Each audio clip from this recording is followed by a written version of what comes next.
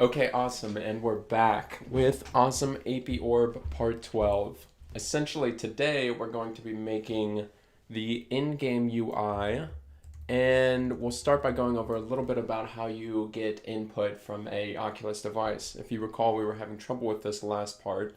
It's sort of been a double whammy on input here, where they have the new Unity XR input system, as well as this new input, what is it, input manager, no, this is the old one, and then they have this new input system package. So the combination of both of those was pretty confusing for me, but I figured it out and we'll go over it in a second here. So let me make sure that we're using the new system real quick. Okay, cool, it is using the new system. You set it here.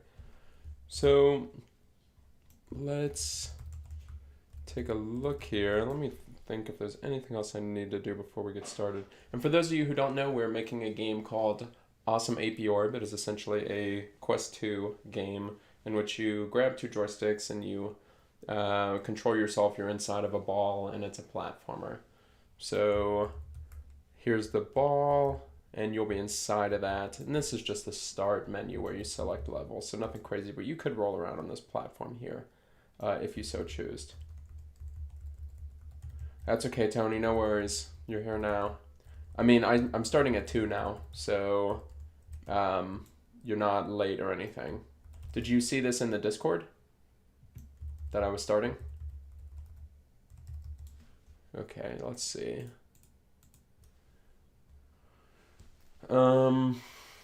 Okay, so if you recall, there was this long, it used to be that the script for input, or that the documentation page for input was like 3 lines long. It was like, hey, you do input.get. Now it's like this 16 page long, just craziness.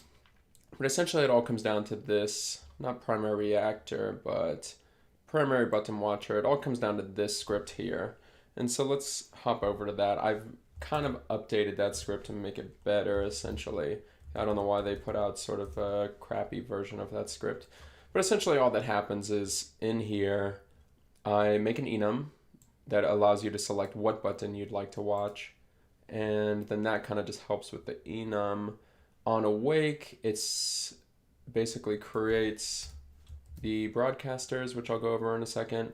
And then basically it just checks for how many input devices you have connected. And then an update, it checks those input devices and says like, hey, this is the kind of the magic right here. That for that device, do you have this button and what's its value currently? And if it is pressed, then you invoke the button was pressed. And if it was released, as in they unpressed it, you do button released. Okay, cool. So you saw it from the Discord message, which is cool. I think that will be useful. So if you haven't, if you're watching this and you haven't joined the Discord, it's a nice little game dev community that we're growing right now, where you can sort of ask questions and find teammates and get help and stuff like that. So it's pretty cool. Tony, did it like at everyone, or did you just say that there was a message? Because I don't want to like annoy everybody every time I go live, but I do want it to post a message. I couldn't tell which of those it had done. Let's see. So now that we have that script, I basically, all you need to do is put it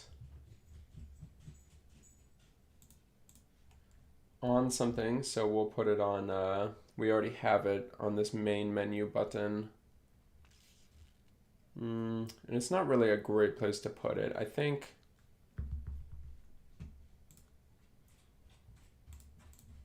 what we'll do is create an input handler, and we'll put a don't destroy load on it so it stays across the scenes. And we will take that watcher off of that and go ahead and put it on here. And we'll put all the buttons we want to watch on here. So we're watching for the menu button because we're going to use this to open up a UI menu. And then we don't really care if it's released. We really only care if it's pressed. And we'll take universal menu And on universal menu, there's a function called menu pressed. And so that should be good there. And let's go look at menu pressed. Yeah, so right now all it's doing is logging, hey, I've been pressed. And let's make sure that that works real quick. Let's make sure that that works. Let me let the scripts load. Thank you, Tony. I put some major work into it yesterday for getting some cool bots. You have like XP levels now, so the more you comment, the higher level you are. And I figured out how to make roles and stuff and what those roles do. Oh, there we go. Okay. And for those of you who haven't seen, yeah, you can roll around in this ball here like this. But I'm just making this select a level. Okay, so let's take a look. I'm going to press the button. And every time I press it, it logs that it's been pressed, so that's good. Okay, cool. So from there, we need to actually show this menu. So that was really just to get the input working. And do I have, get rid of that. And let me get rid of all that. Universal UI. Make UI pop up. Cool. You did tell me you left because they weren't very serious about the game, which I do think is probably a good move. You certainly don't want to be practicing with people who don't actually care. All right, so we'll do a flag. It'll be a Boolean, true or false, and it'll be opened, or we'll call it is open, and it'll be set to false. So then basically in here, if is open, basically close it, and otherwise open it. Open. Actually, let's go ahead and switch those around just so that it makes a little more sense in my head. If it's not open, close it. Open it. If it's not open, open it. If it isn't, close it. Cool. So from there, we'll just need, let me see.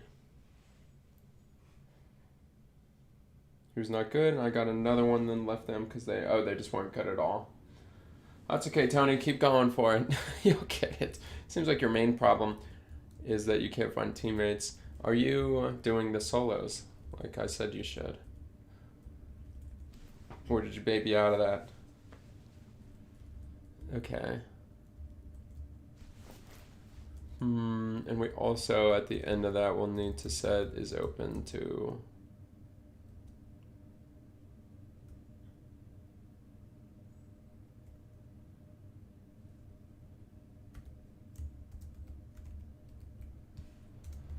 Let me do this. Cool, and at the end we'll want to switch. Very cool. So what actually needs to happen here? Let's check.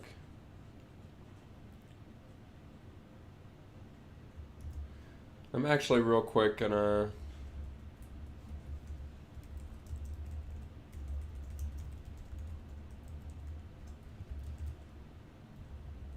basically do one more check here and do scene manager dot get active scene dot name equals start.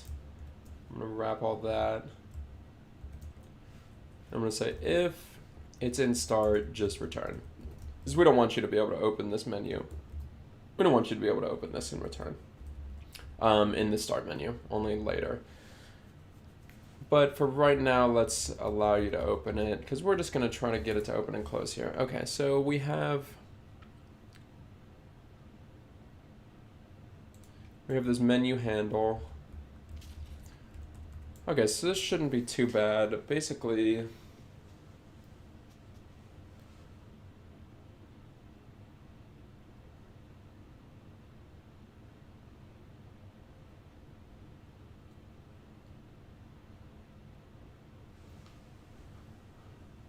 Basically, we're just going to want to move it in front of the player. So we'll do, let me see. And hey to whoever just joined, we are making a game called Awesome Apey Orb, and right now we are making the pop-up menu. So when you click a button, the menu pops up, it allows you to do some stuff, and then you can close it. Nothing crazy, but if you have any questions, let me know. Okay. So I need to grab the player. More specifically, I'll need to grab their main camera. So it should just be main camera. I do think maybe, do I have a player script?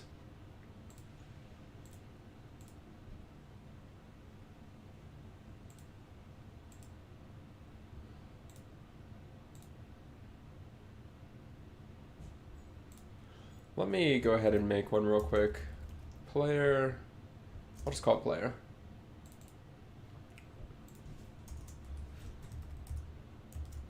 Holds information for everyone else to grab. Common information for everyone else to grab about player.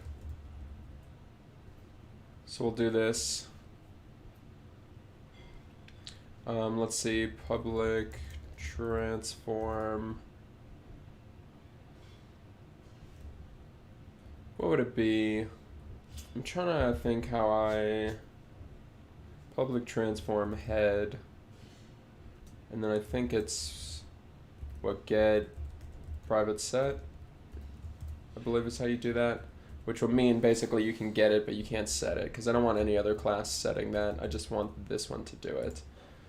So then here I'll basically say, let me actually do it in enable just because it happens a little bit before start does. Head equals GameObject.find with tag, and it has the main camera tag. Cool. Let's make this static. And let's grab the transform off this. Cool, so now other people, well actually, or they will be shortly after I put player on this. Very cool. And then let me go ahead and make sure that I have that on all the other player objects. And then from this one, now I'll just say instead player, so let's see, so it'd be transform.root.position equals player dot head dot position plus player dot head dot dot forward. And let's do times 1.5. We're gonna, or no, actually that should be good. It's gonna place it 1 meter away from you essentially. And then transform dot root dot look at, and then we want it to look at player dot head dot transform dot position. And that should be good, and we'll see if that works. And then here we'll just set the position to vector 3 dot up times 1,000. Basically just get rid of it. Actually, I don't even know if we need to do that. What we probably can do is just turn off the canvas.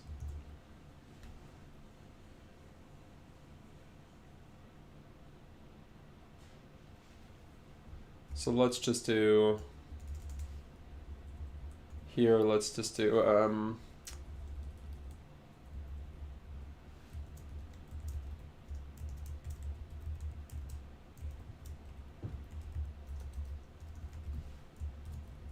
and here we'll set it to false. Cool, and then that shouldn't be a problem. Okay, cool, so let's see if that works.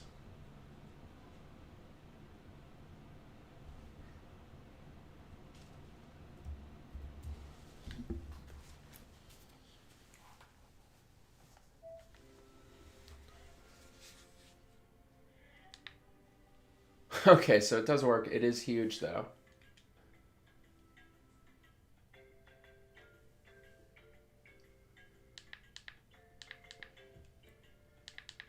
Probably want to, well, A, make it smaller. Probably want to make it about a third of that size. Probably want to make it about a third of that size. And then, and Tony, if you have any questions about anything I'm doing, or if you just, I don't know if game dev is really something you're interested in trying, but of course I would always explain whatever you want, or even just start from the beginning somewhere, something simple for you. Let's see here. So what was I going to do? I was going to basically go to this.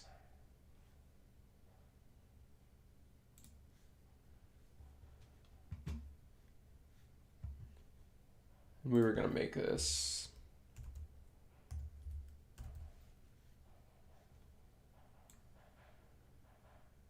3 times smaller.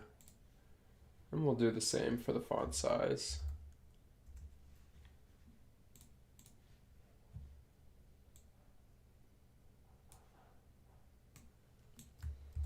Okay. And was this blocking it? It's not a raycast target. It is interactable, but yet I was not able to interact with it. And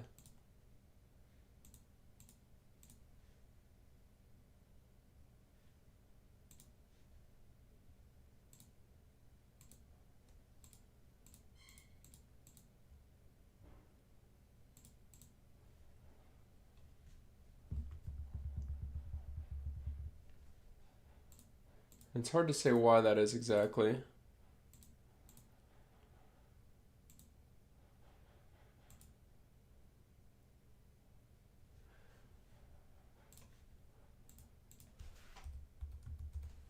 Let me put this all up here.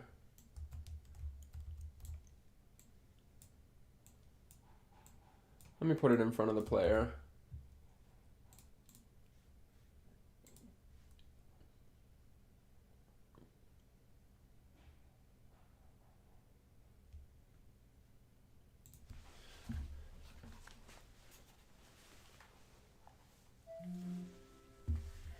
Okay, so that's a good size. You roll over to it. Yeah.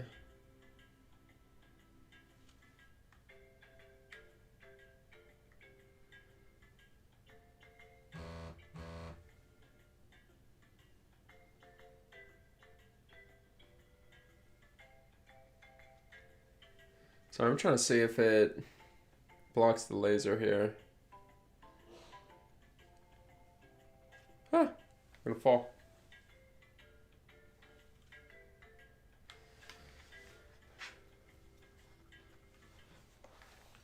All right, let's see here if I can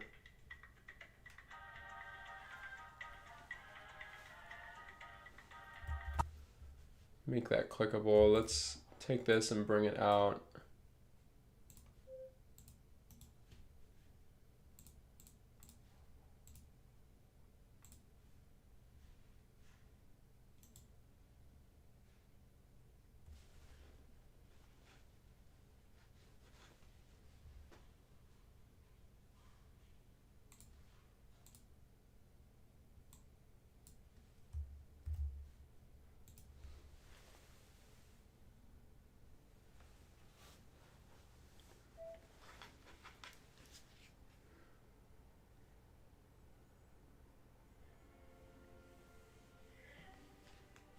Why did it just go somewhere else? What just happened?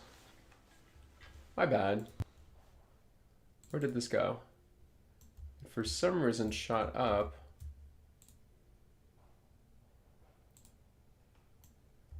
Even though there was no reason for it to do that, that's okay. And let's bring this back down to 0.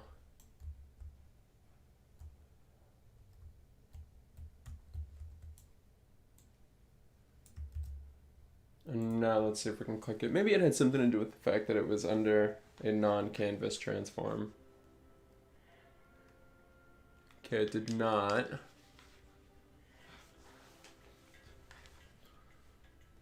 Let's see here.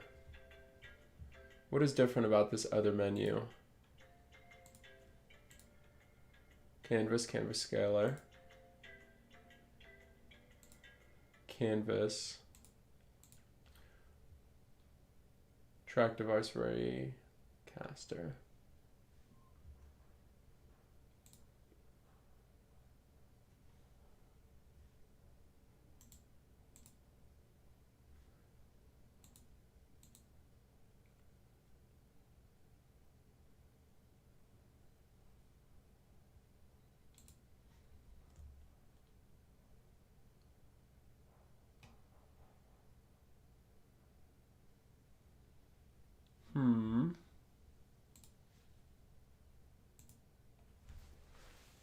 All right, let's see.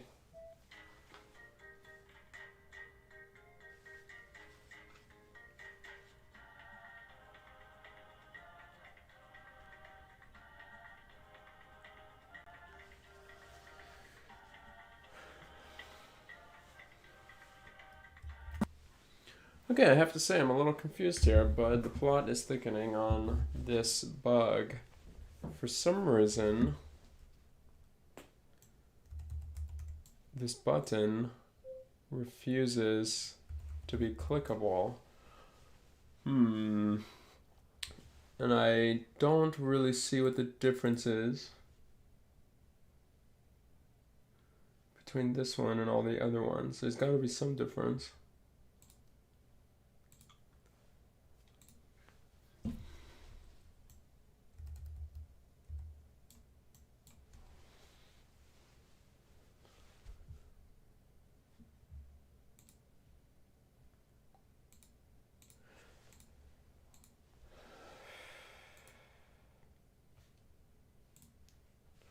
Turn that off.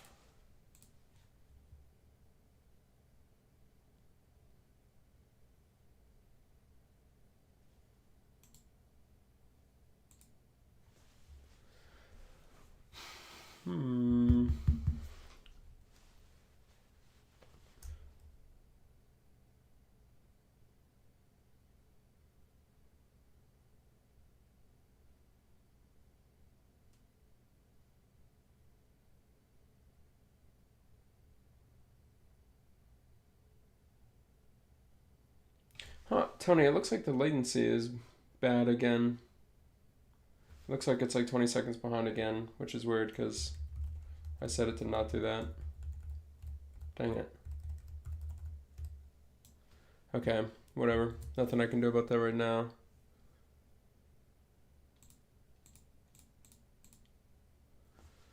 Let's...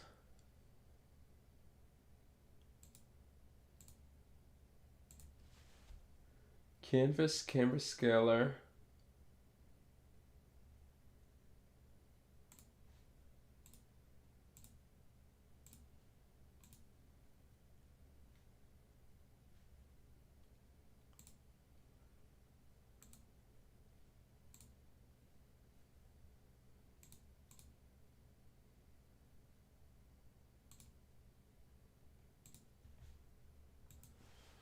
All right, let's check that.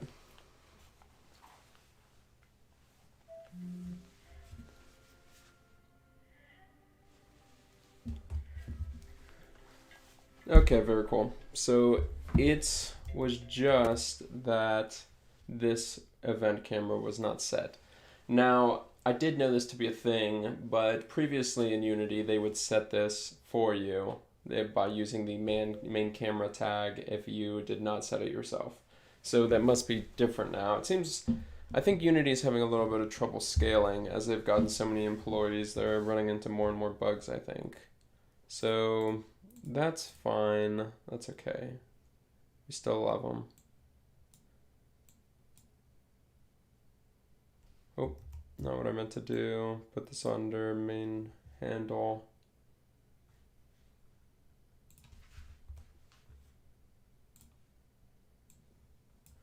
Cool. Let's turn this back on.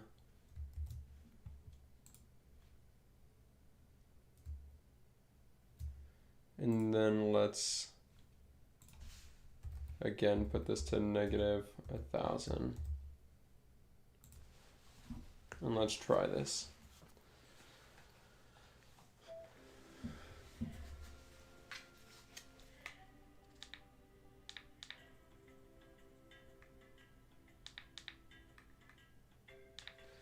Okay, cool. Now let us turn this back on.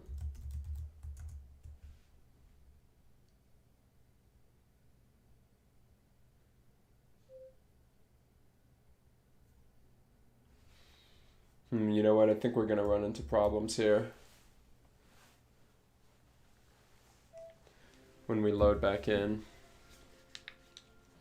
Okay, so first of all, the menu does not come up when you click it. That's good. Let's go to level 3.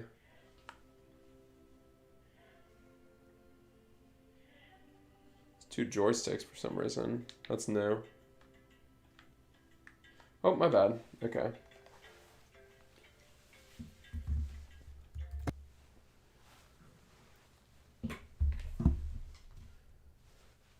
What was it? UI hand, turn on UI interaction.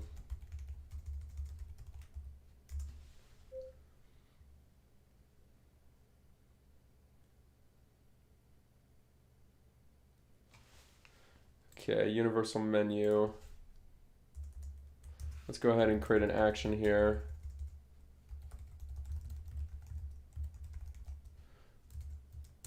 Public static action. We want it to be accessible from anywhere.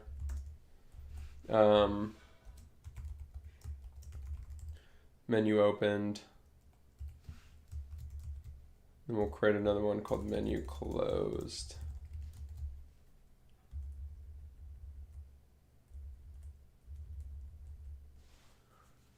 Static action menu open, static using system, cool. And then down here, we'll basically want to say menu closed dot invoke. And then up here, we'll want to say menu opened dot invoke. Cool. So then in this turn on UI interaction, oh, look, I already had these written.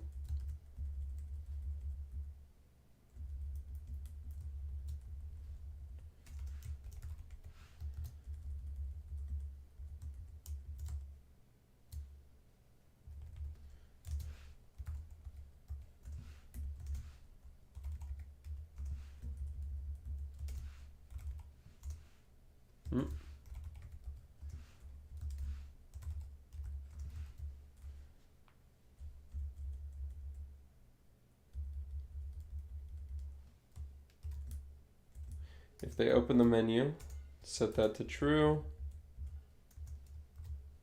And if they close it, set it to false.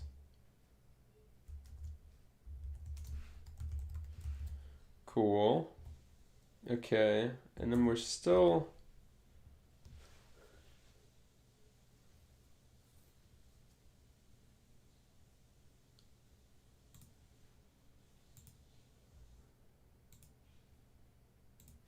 Why were there 2 joysticks is the question.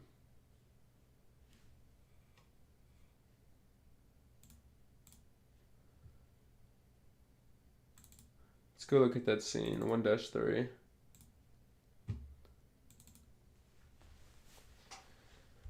I was fairly certain I was deleting the... Did I not delete the players from each? Oh.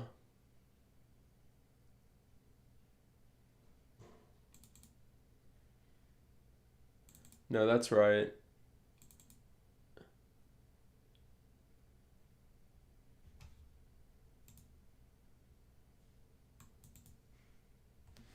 Wait a second. What was it that I was doing? I believe I'd let each scene handle its own.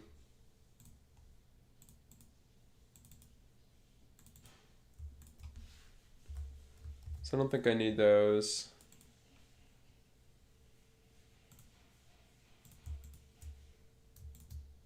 were these.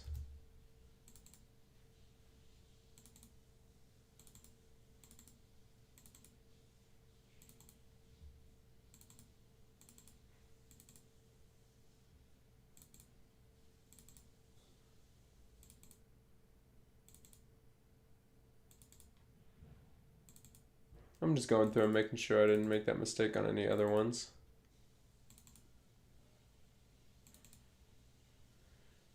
Okay, cool. So, go back to start, play it.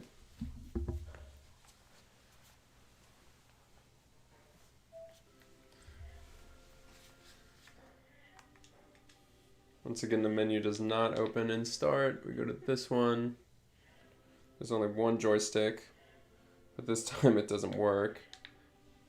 The menu does pop open, but I cannot click it.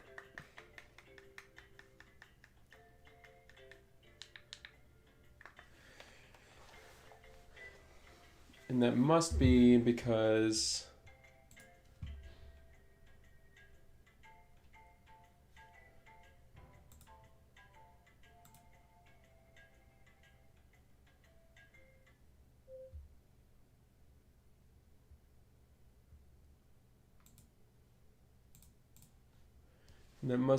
it was not set. Okay, so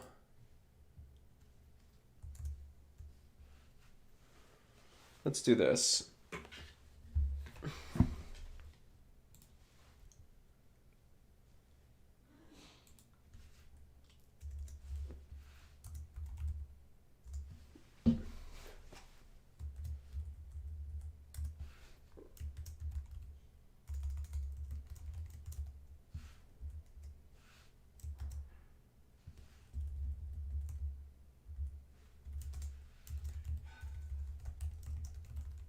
Basically, I'm loading in and I have a persistent menu, but a player that is on each level, so it ends up being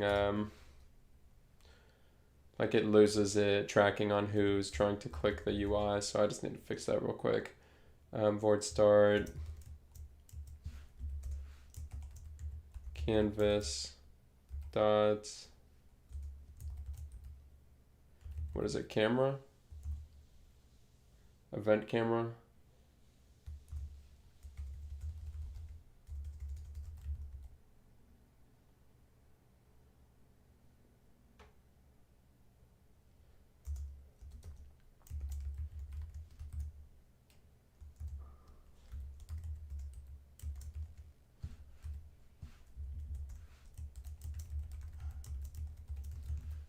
And that should work there. Okay. Then we're getting some other problems. But let me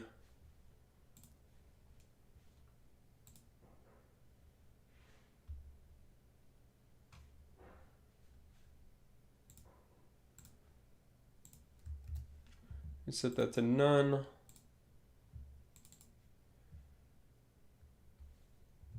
Go into the prefabs, get rid of this one, put this one in here, get rid of this.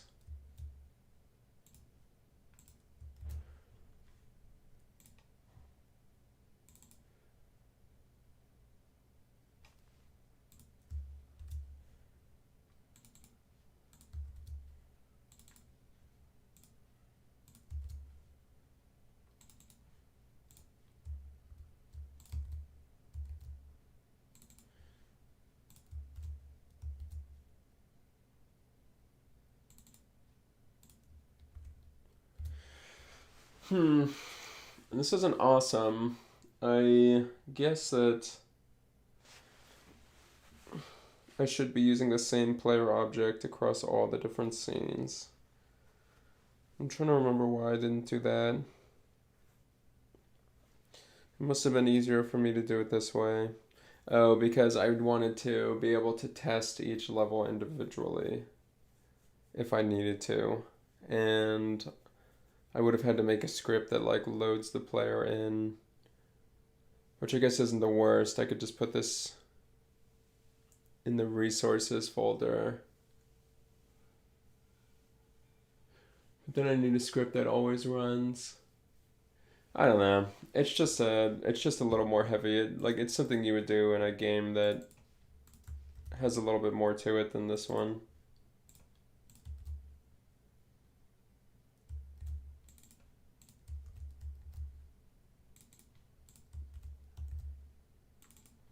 Especially when this only takes a few seconds here.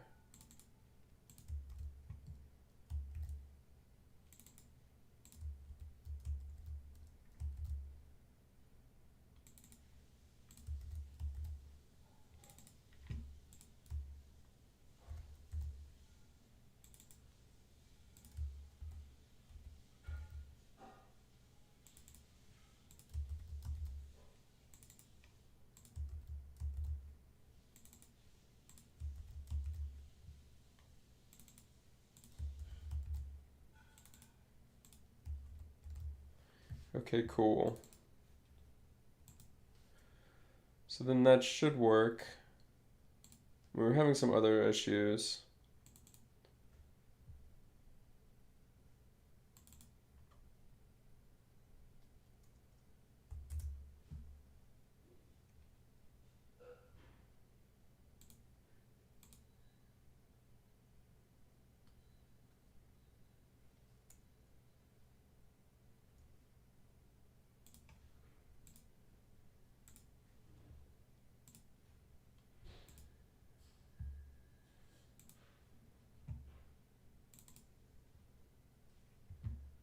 Okay, cool, and let's see how this goes.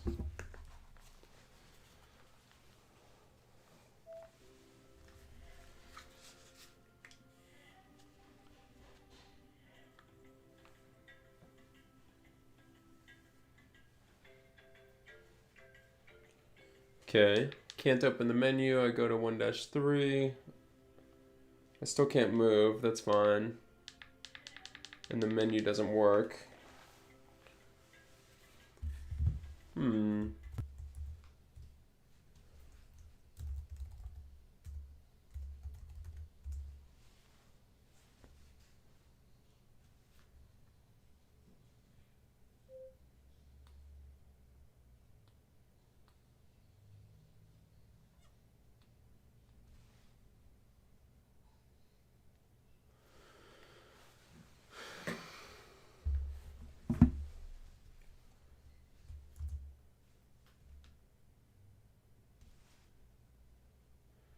Okay, and this is another linking problem. Oh, okay. So now maybe we're running into enough problems that I should have just done it correctly the first time. Let's see.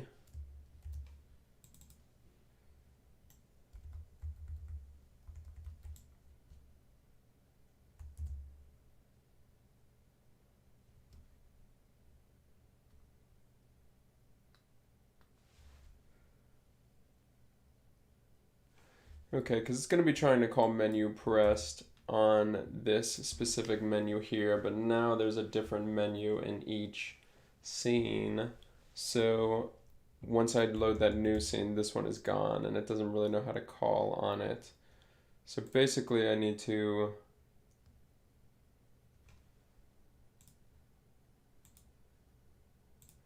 create a new tag, call it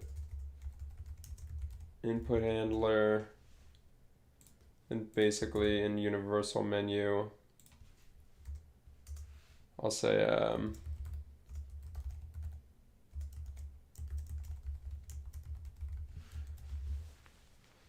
find game object with tag input handler dot get component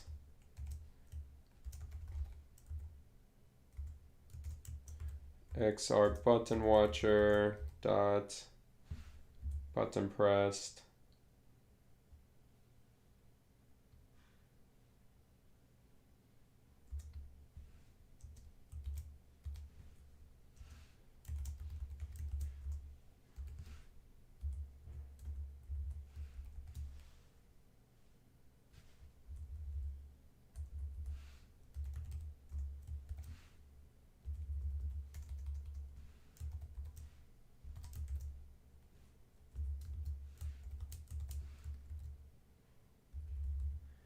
Cool. Okay.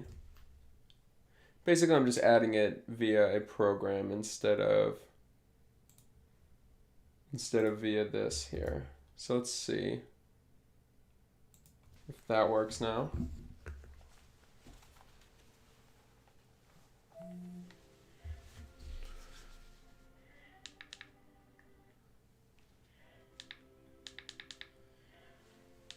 Alright, it still is not, and I don't actually know why. Let's see.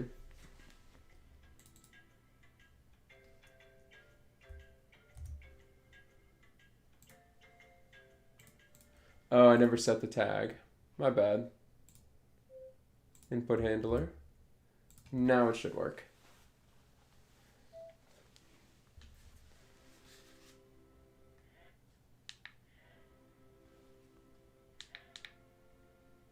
Okay, cool. So that's pretty good.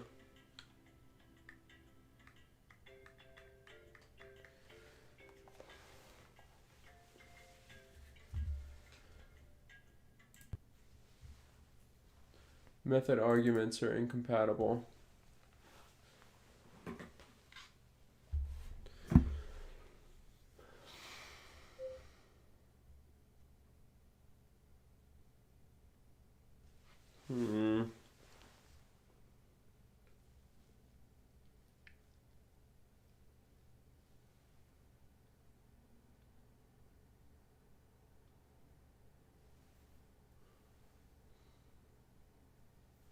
I'm just trying to decide if I should just switch to the more appropriate way to code this, where I just have one player, one menu, one input handler.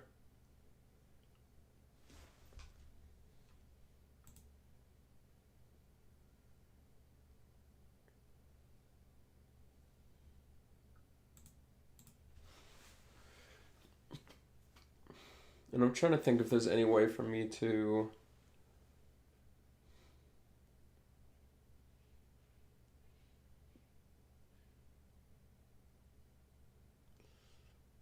this is always a problem with this approach. Is there another approach that I can do that will still let me test each level?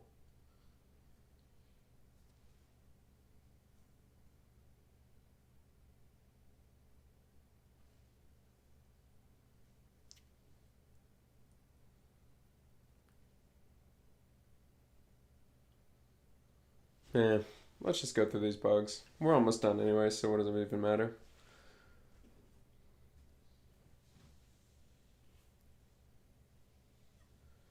I guess we can start with these ball movement ones.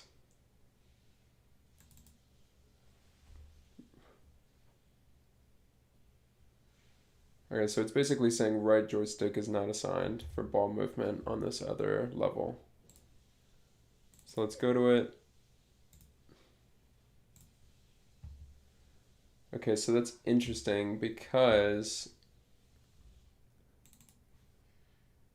this object here is in fact a prefab.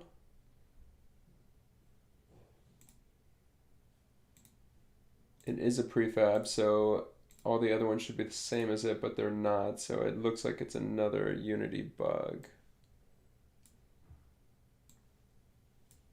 And let's see if we can fix it by just changing it there.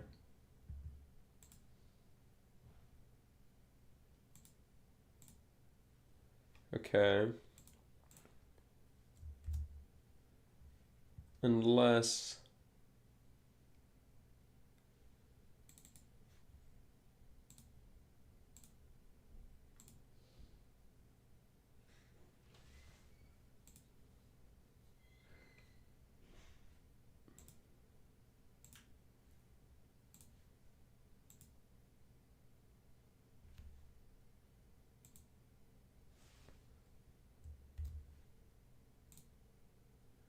Okay, cool. Looks like that fixed it. I think I'm gonna need to. So it looks like it's treating them as like variants of the prefab. It looks like I'm just gonna need to go through and do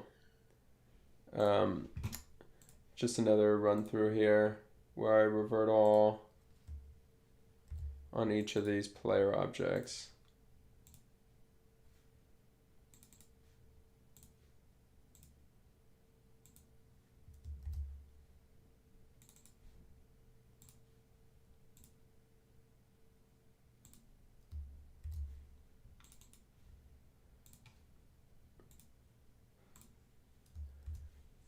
Yeah, the prefab system is a little bit confusing at times. They did have a really nice one and then they changed it because I guess they thought it was better. And it turns out that was not really the case. All it did was make it more confusing for everybody.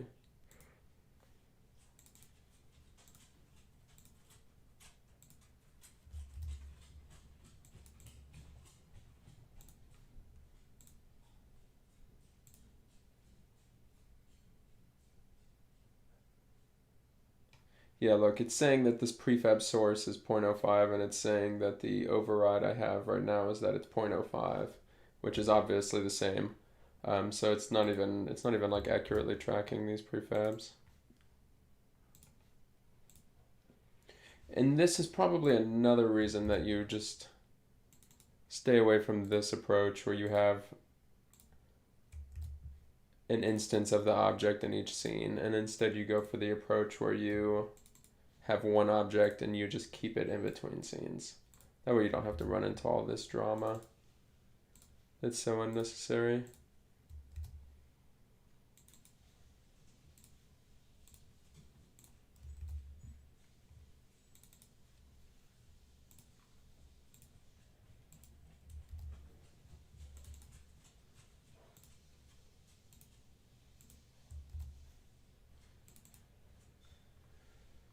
Let's do that again now.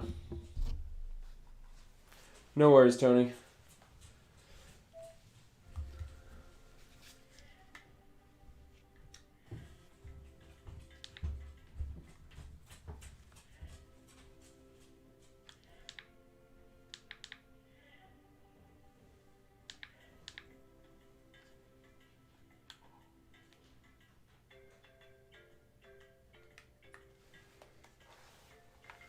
Okay, cool. So now the only error is that one, which makes sense because all the other ones were prefab errors. So this one might actually be my fault here. Let's see what it is.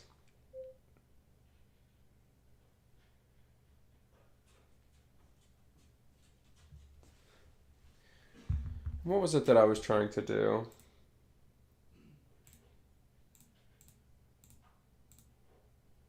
It was this button.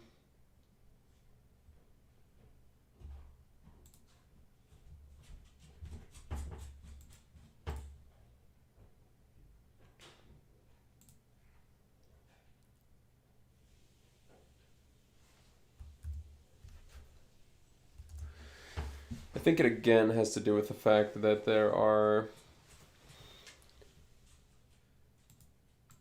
that it's trying to use this scene loader. Like this menu is trying to use this scene loader, and the next menu and the next scene is trying to use a different scene loader.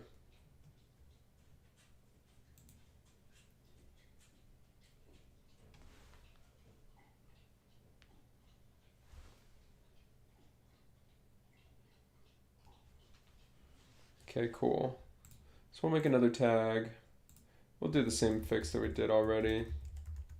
And welcome to whoever just joined. We are making a game called Awesome Apey Orb, and right now we're just working on loading in between levels and getting rid of all the bugs that come with that. It's a VR game, it's a platformer, it's pretty good. So if you stick around for a minute, you should see it.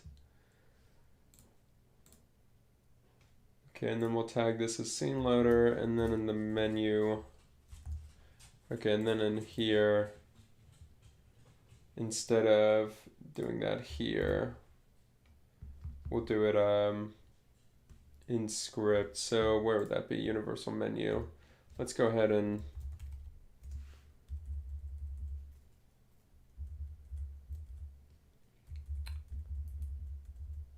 let's get it in script, that way it works across the other ones as well. Still, again, it's not the best because it basically means we'll have to hard code this, but you know, it's a simple game. We're not trying to get too crazy here with the robustness. Okay.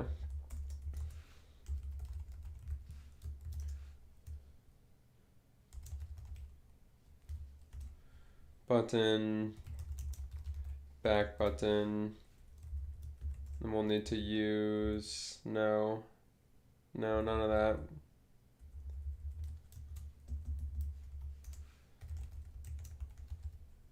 what is it, Unity Engine.ui. Cool. Button, and then here we'll say get component, sorry, actually transform.get child 0, which will be the button, which is not how you want to do it normally. Normally you'd want to pass it in, but the way we've coded this so far is kind of making it so that we have to do this. So I wouldn't recommend the way we've done it. Let's see, get component, button, and then from there we want to add, or on click, add a listener, and that listener will basically be this little function we make where it calls, so then we'll need scene loader as well. Although is scene loader static? You know, actually we can make this static now, which makes it a lot easier for us. Now that we're doing it through script, load scene, start.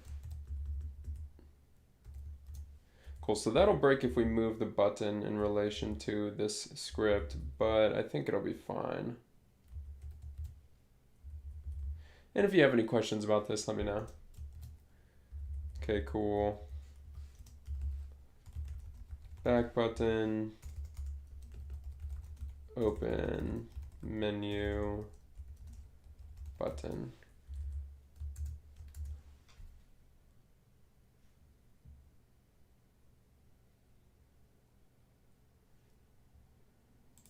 So let's go ahead and, okay, so it's already gone, so that's good. Do I have to set the override? I guess I'll apply all.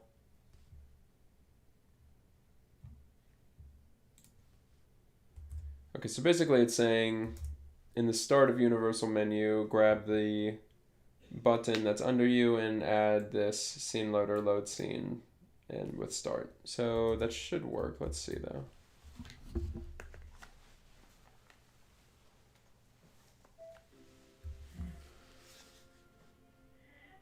Go to scene 3, roll around a little bit, open this up, close it, open it, click it, and it does in fact take us back with no errors, so that's pretty cool. Can I still roll? Yes. The UI is up, although it seems to go away every once in a while, which is, I guess, whatever, who cares? Okay, you're in the level, open it up, back to main menu. Let me go to, let's say, level 5. Oh no, I picked the hardest one. Okay, and let me see if I can beat it real quick.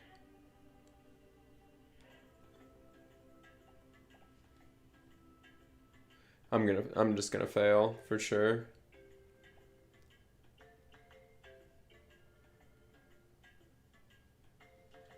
Okay, I wasn't even close. I should have tried a little harder. Let me go back to the main menu and do level 2, which should be easy. Okay, I also pick a hard one.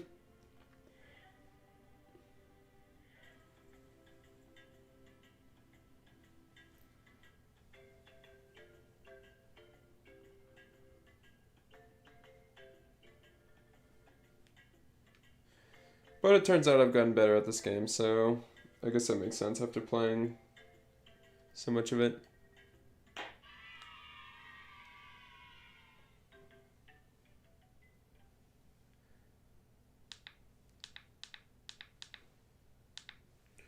I'm going up with such speed that I can't.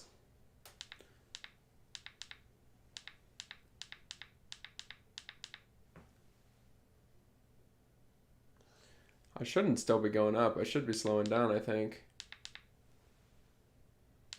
Looks like I am. I'll get it right at the apogee here.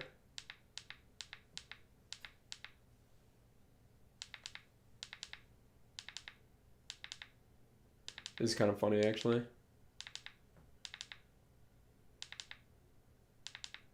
I don't have a lot of air drag, so it makes sense that it's like slowly going down slower and slower. I want to see if I can catch it right at the top.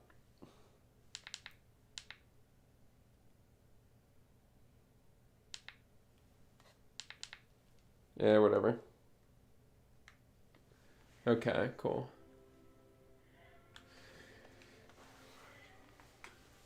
Let me see. Let me, what was it? Leaderboard handler. Let me change that to using the global. And I don't recall if I had deployed my functions. This is for the leaderboard. If you have any questions about how this was done, let me know. But basically I need to go into Documents, Unity Projects, Awesome Apey Orb, Firebase Functions, and then it will be Firebase deploy only functions, and that will deploy those functions to make sure they're updated. Okay, cool. So I think that's pretty good for that. Let me, as you can load into levels, you can leave the level. I almost just want to go through and fix the levels. I guess I'll hold off on that for a little bit here and instead make the UI for the end, and instead make the UI for when you finished a level, which will basically be, it'll pull up the leaderboards, your time, it'll pull up your time, the leaderboards, and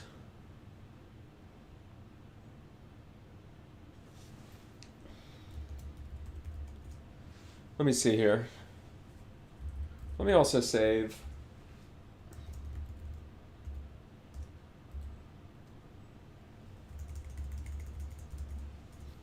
When you clock the time, let me save this locally as well. That way I can pull that quickly, as opposed to, well, actually,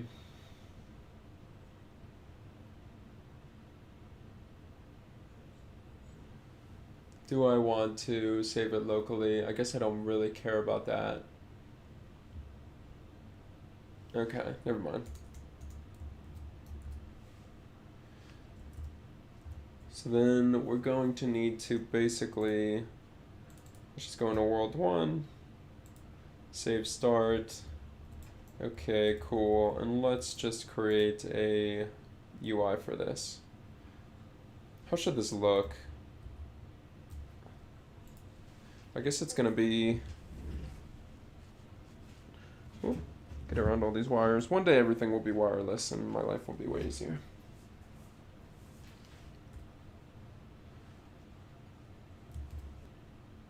Flip these. Right, so what it'll be, you'll finish the level, you'll fly up into the air. I suppose there will be some sort of, I guess it's not really anything that crazy, it's just that I'll have this, I'll have, I guess I'll have a your time.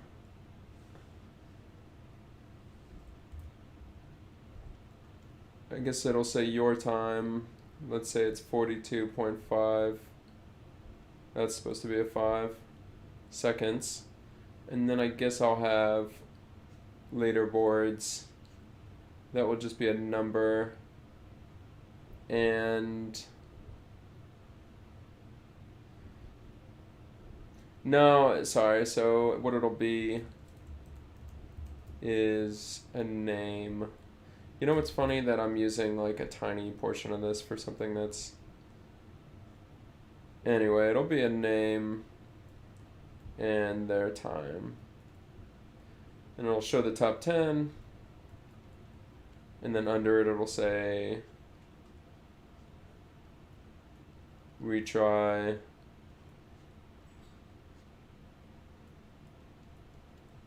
Next level. Now, the only question is,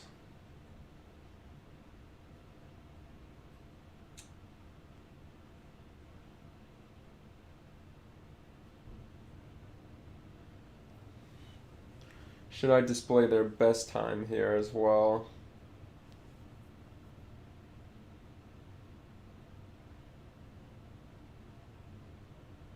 Like maybe it should say like time and then best time. Or I guess I could have it be, you know, let's look into this for a second.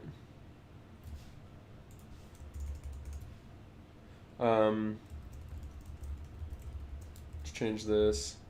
I was thinking about this the other day. I was wondering how I could do. Um,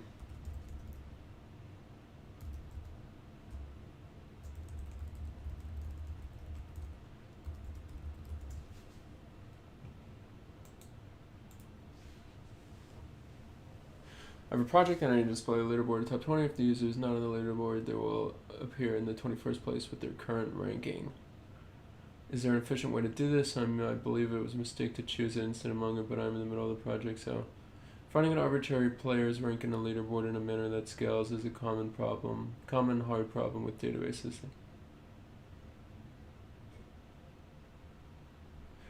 The typical simplistic approach is to count all players with a higher score, e.g. select. The method works at low scale. Okay, obviously not. Another. Okay.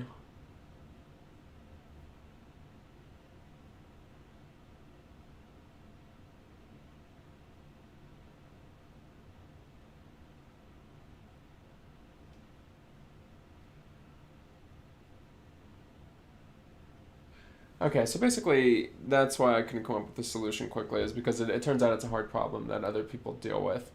Um,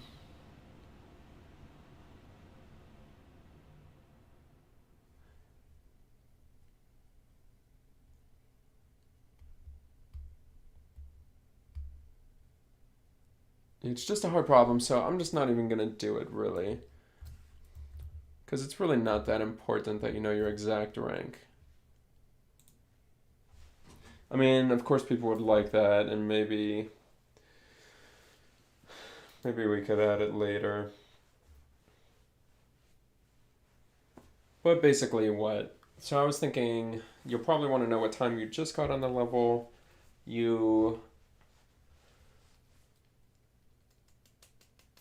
I guess it could just be that you show all these people and then right at the end down here it says like you and gives a time.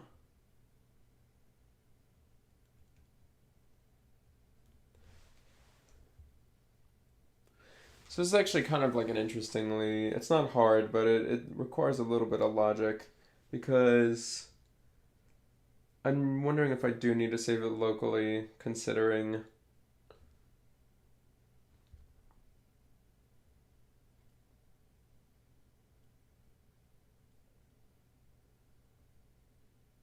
no, that's probably not good. I probably need to do it from the database. So then what? I need to wait a second, essentially, before I display this. I guess this will come up. It'll have like a little loader. It'll be loading, essentially. And then it will transfer to this. And that loading will basically be send off time and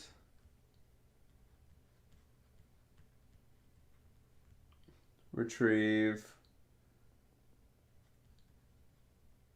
top n and your time. Because your time in the database is always just going to be the lowest time you have. So I guess your time will be current, what you just got for the level, and whatever it retrieves is always going to be your lowest time, as long as we wait for it to send off to the database and return. As long as we do this, as long as we send it off, then we pull all of them, it will give you your accurate best time. Okay, cool. So that's not too bad. At least it shouldn't be, and we'll see how that goes.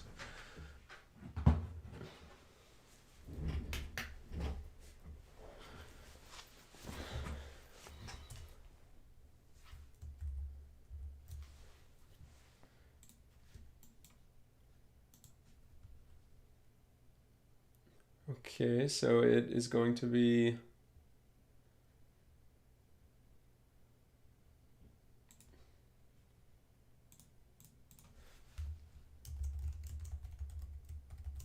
post finish UI, get rid of this, create a handle.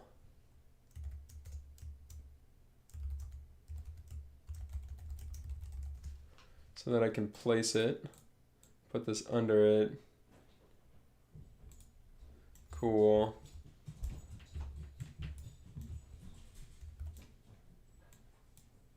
Move this up.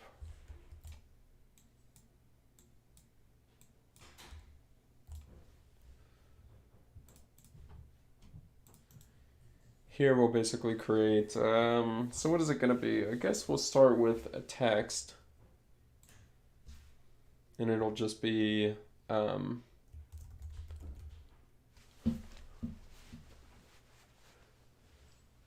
what would it be?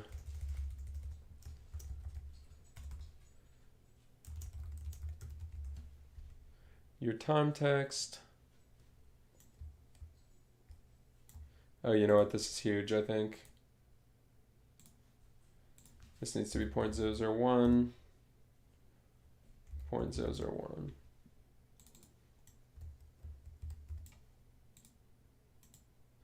Let me remove this actually because I created the wrong thing there. Let me rotate this 180 because for some reason it's insistent on giving me the wrong rotation.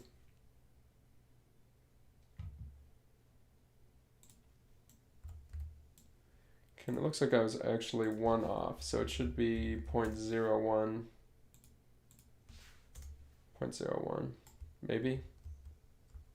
Probably. Okay, cool.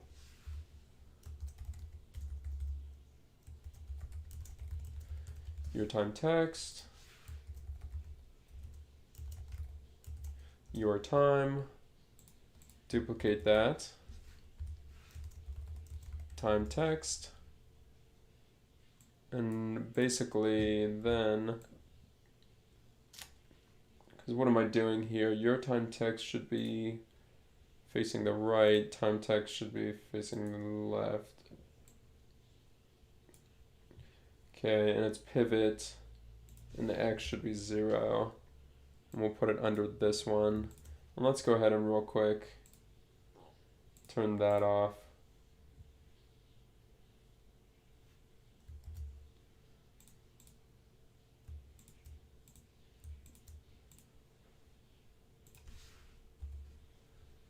I think your time text, we want the pivot to be 1. Cool. Yeah, because in time text, we can make 0. What's happening here?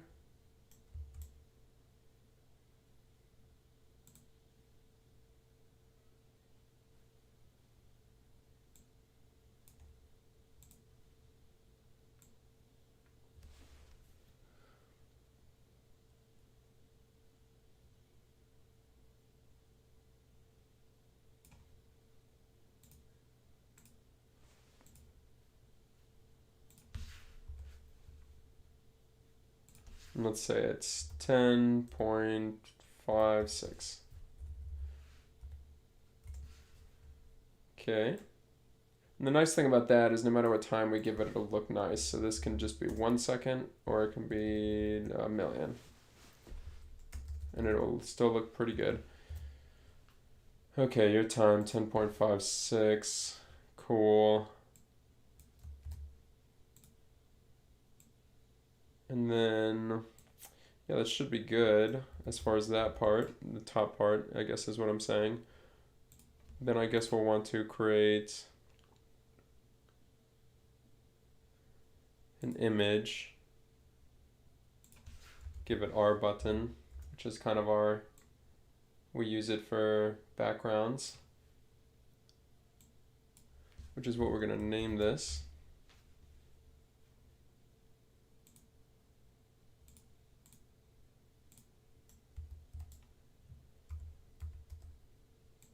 Make it bigger. Make it a little sharper.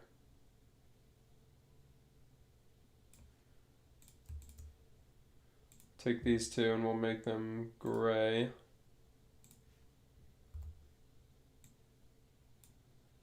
We'll move them up and over. And we'll decrease their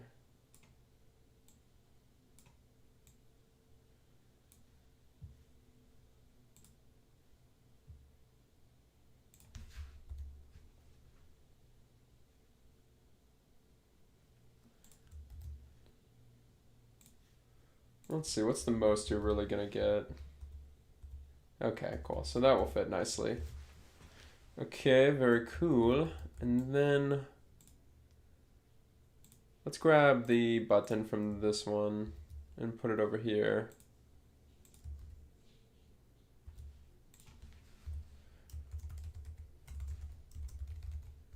Retry button. And next level button.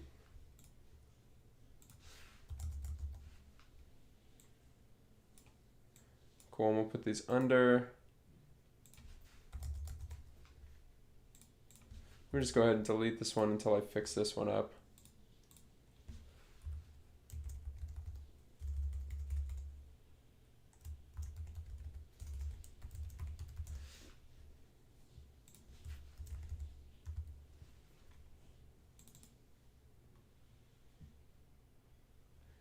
Okay, cool. Increase the width, increase the height, decrease the width actually. Make it a blue.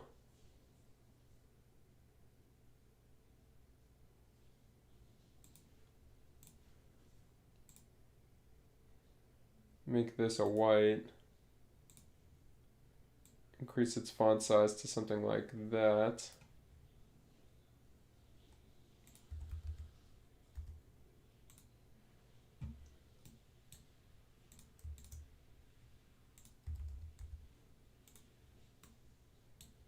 Okay.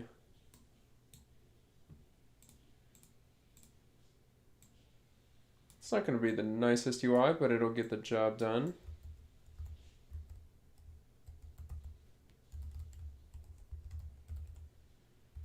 Okay, retry, and then let's make it a little smoother, the buttons. Let's make the text a little smaller again. And then I suppose that's good to copy it.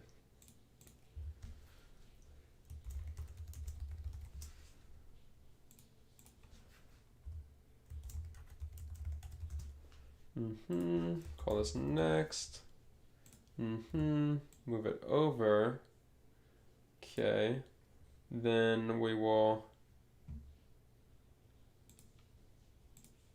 Sorry, actually, I need to. No, wait, no, that works. Okay, sorry. For a second there, I was forgetting.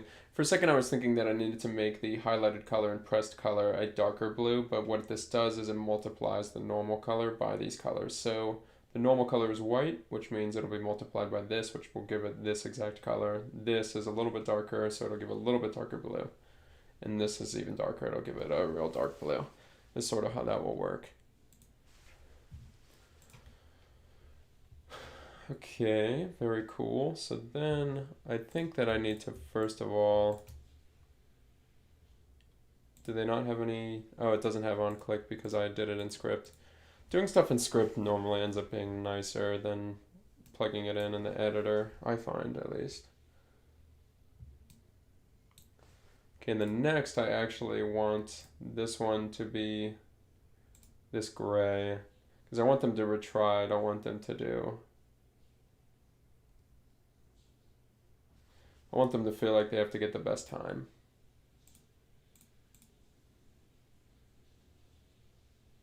So that should be good.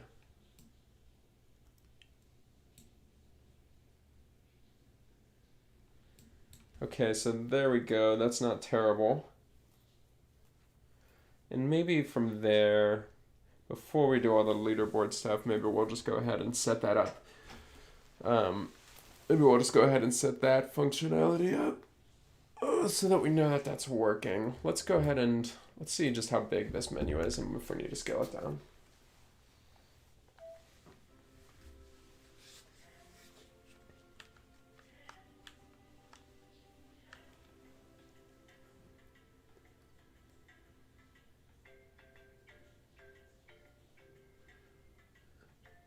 So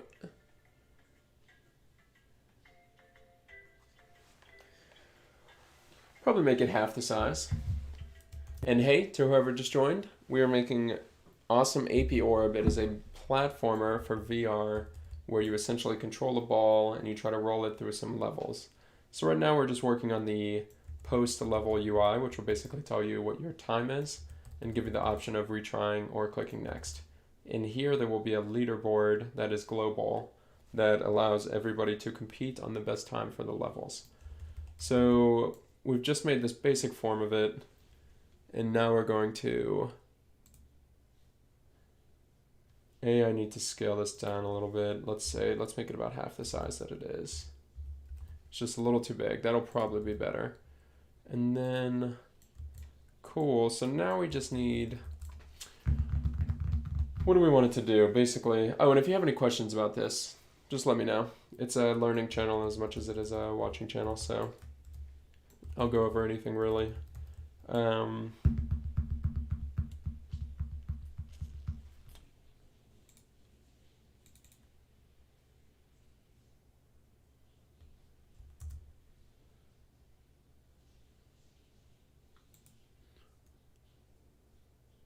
Okay.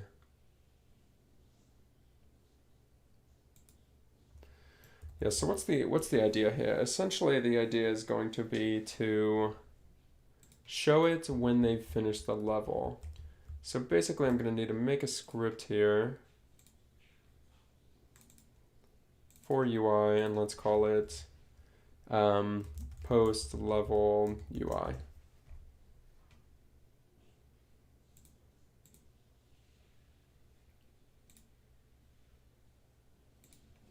I should probably make this consistent, actually. I'm going to call it post finish UI. It'll take a second to rename it there. And then in here, I need to rename this as well. But basically, I believe there's an event that happens when I finish a level. Yes, and it's called finish line on finished, essentially.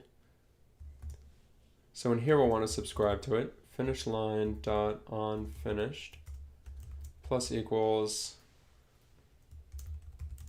level finished, which is not something I've written yet, but I will. And basically this means that when the level is finished and that gets broadcasted, I will listen in this script and I'll say, oh, I actually care about that. Could you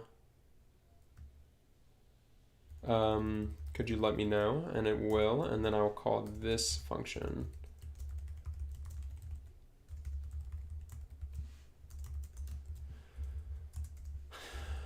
Show the menu to the player. Follow him. Follow them.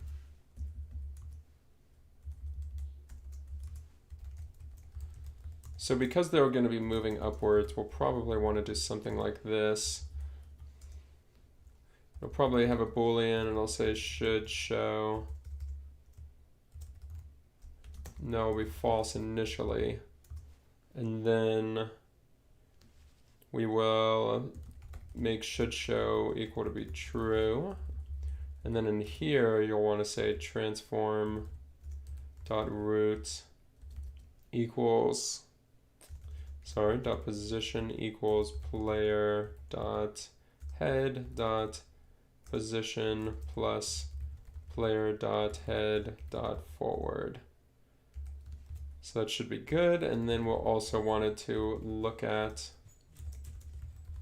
player dot head dot position. Okay, very cool.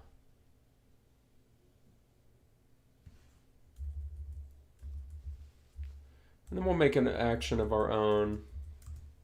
I might be making too many actions here. And whoever joined, what are you interested in game development? Do you have any experience with Unity? Are you looking to get into it, or what's going on?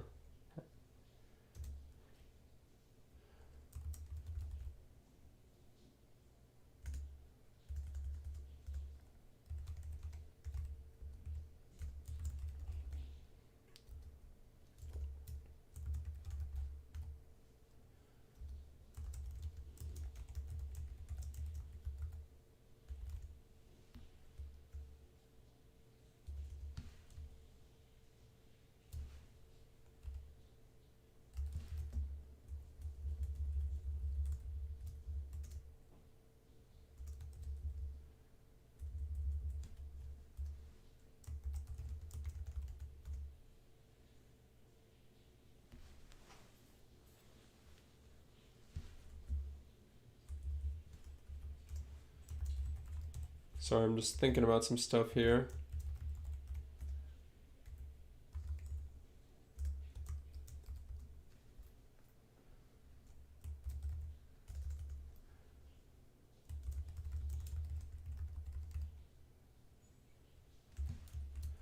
I'm gonna need to make this as well.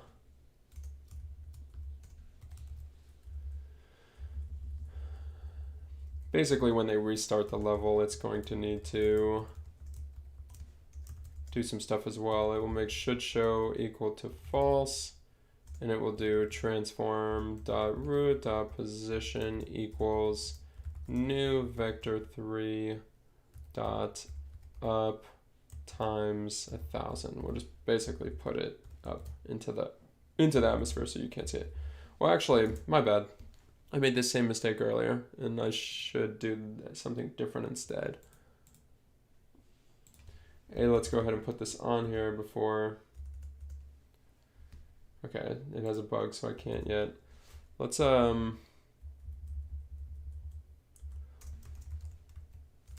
do get component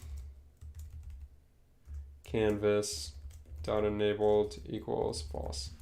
Basically, just make it non-existent, and then up here when you finish the level, we'll make that true.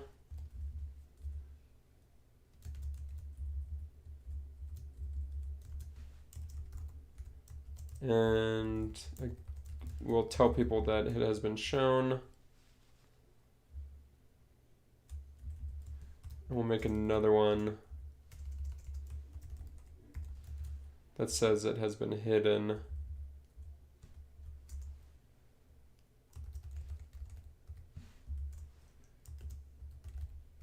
And broadcast that as well. So that should be good. Post finish UI. Okay, let me think real quick. So that everything there should be fine. I'm trying to think. Wait, so I have this finish line. It's a static method, so anytime you're in a new level, it will subscribe to it. Okay, so now I need the UI, turn on UI interaction. We're going to do something similar to what we did here.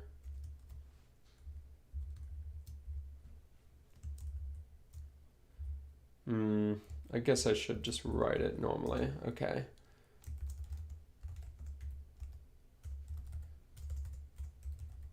I need to make these. They are static. Post finish UI.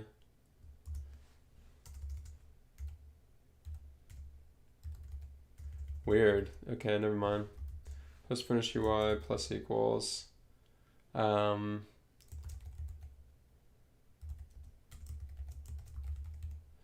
Finish UI opened. Finish UI closed. Oh. And again, if you have any questions, let me know. I'm kind of setting up a lot here without really saying much about it.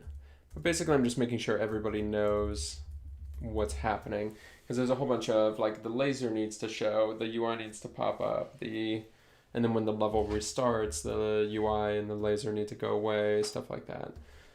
I'm starting to get like really long chains of events, but I don't think that's really that bad. It's still just telling everybody what's happening for the most part, I think. Okay, and then we'll need to make this a minus, make this a minus.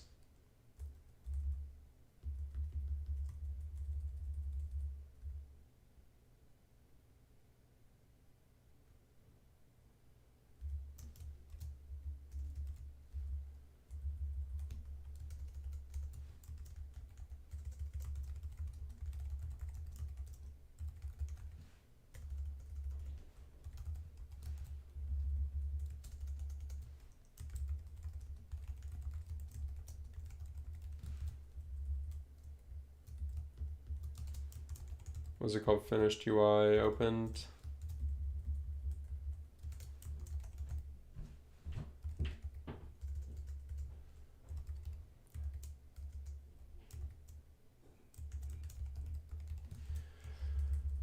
Okay, and real quick here, I think what we're going to need to do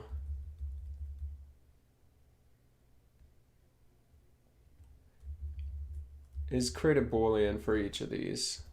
Bool in start equals false.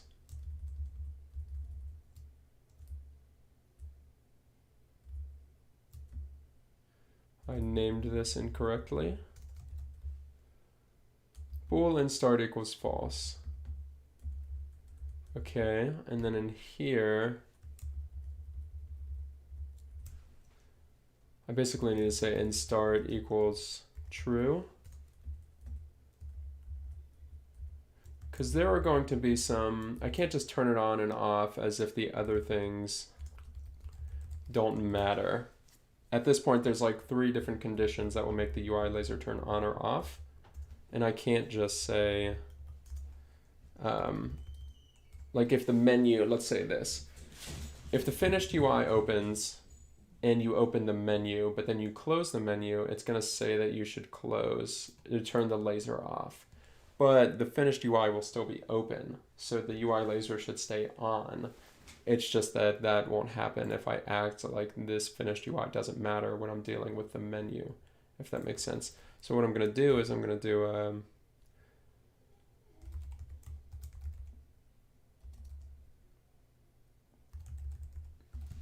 going to create a Boolean for each of them, and I'm going to say menu open equals true. Menu open equals false. And then I'm going to do the same thing here.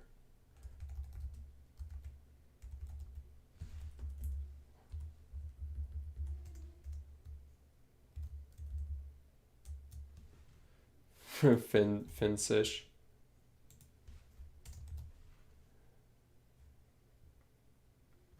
Wait. Okay, finish. Now I'm like second guessing that this is all named correctly. Okay, it is.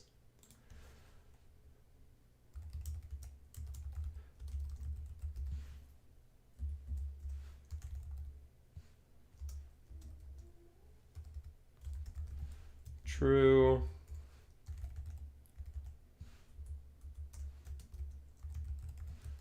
Cool. Then we'll get rid of these.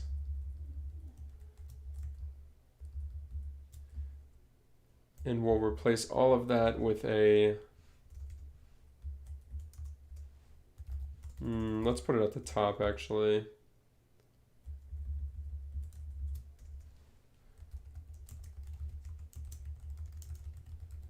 Update laser status.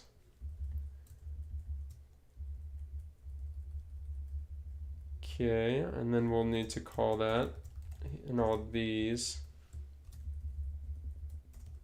Basically, anytime any of these variables that it cares about changes, we'll need to update the laser status.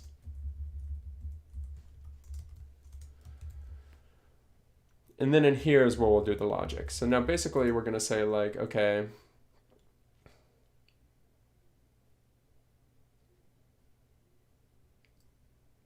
if in start,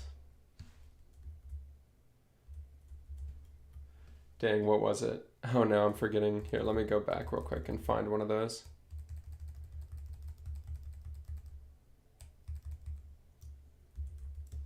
Copy that, go all the way forward.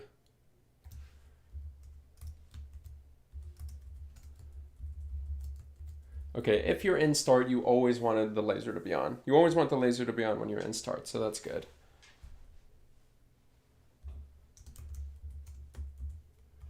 If you're not in start, else if menu open or finished UI open,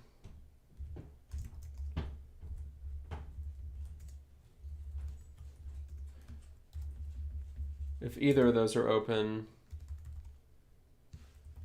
same thing, you want it to be equal to true, or you want it to be on.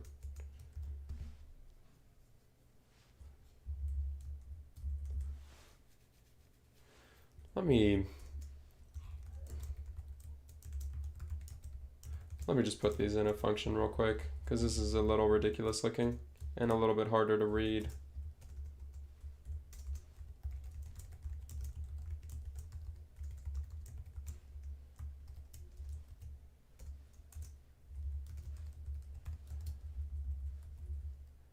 Cool, so now we can just do that instead. Okay, so this makes more sense. If you're in start, turn the laser on. Otherwise, if any of these menus are open, turn the laser on. Otherwise, turn laser off. And that should be good, and now that should be all of that. Hey, Tony with the question. I think this is the first question that's been asked. What is turned laser on? Okay, so to answer that question, we basically need to discuss functions a little bit. So anytime that I have, let me go over here. Basically, as you're watching me code, oh,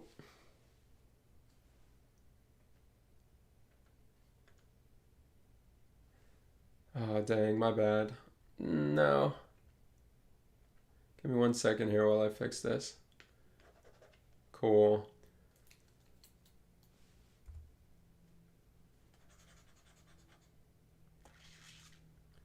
For some reason it's trying to erase in black.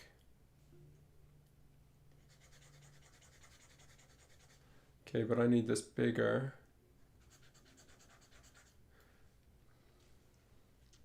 Give me 1 second here. I think I might just be able to do this.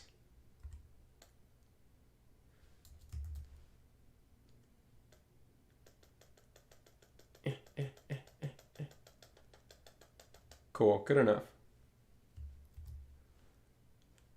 So basically,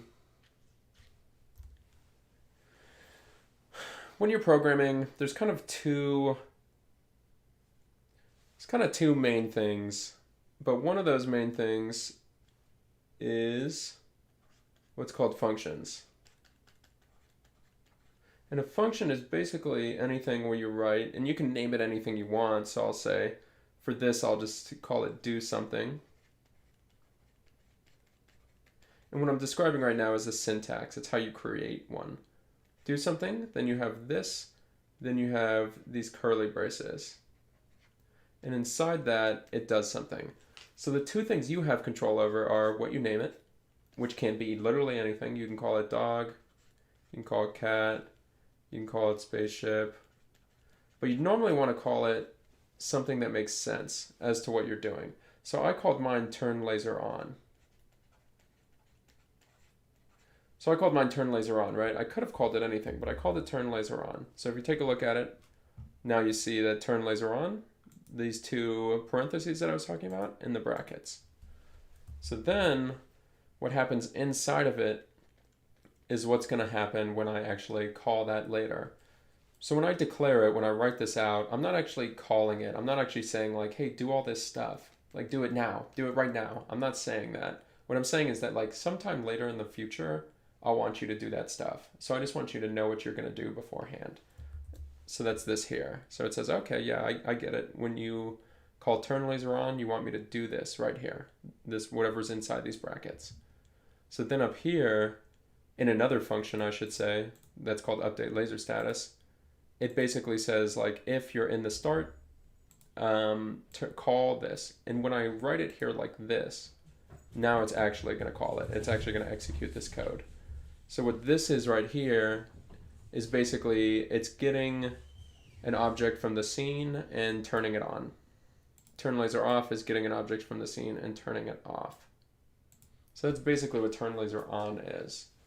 Does that make sense to you, what I'm saying? So you can write a function for anything. You could say, like, if I wanted a function that, like, void make flare jump. Again, that's just the name. It doesn't actually do anything yet. And then inside is, like, all the stuff that's going to happen. So the magic happens here. And then I would say something like player dot, like, dot head dot get component rigid body. So get his, like, physics, and then add force in the upwards direction. Something like that is how I'd make them jump. And then later I can call this and it'll make it happen. Because remember, I'm not actually calling it. I'm not actually calling it here. I'm not saying do this yet. I'm just saying, like, hey, get ready to do this at some point.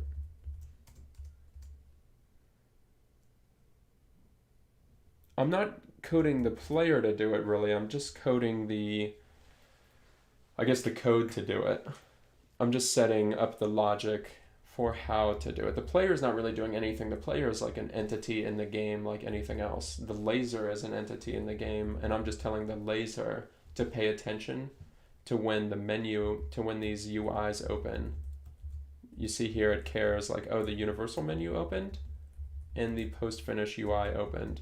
And when those open, I want them to either turn their laser on or turn the laser off, depending on those variables.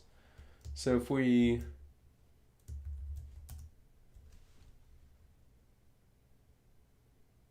come back here,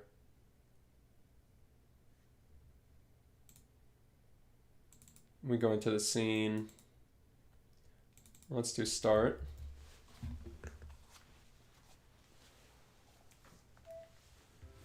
You'll see that the laser is on. And it's not always on, right? Like, it's not in every level that it's on. So let's click a level. And now you see there's no laser here. I can still do everything. But when I open this, now there's a laser again. So that's what I just coded. This laser now showing, this laser going away is showing, going away is showing, going away is showing. And that doesn't just happen magically. That is because of the code that I wrote to tell it to care about that stuff.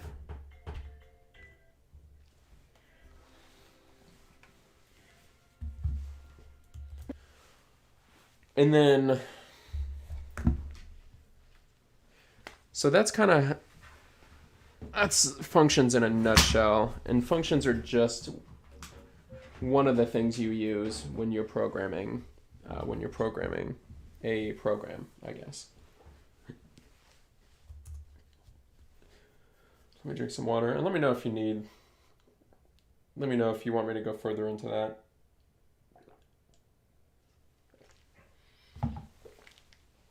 It's today the 4th. Okay, so that should all be good now. That was a digression, I believe, from something else that was, what was it that I was doing? I was creating this menu.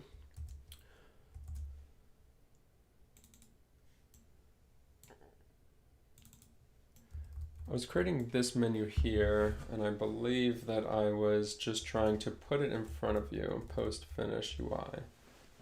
Okay, that's what I was doing.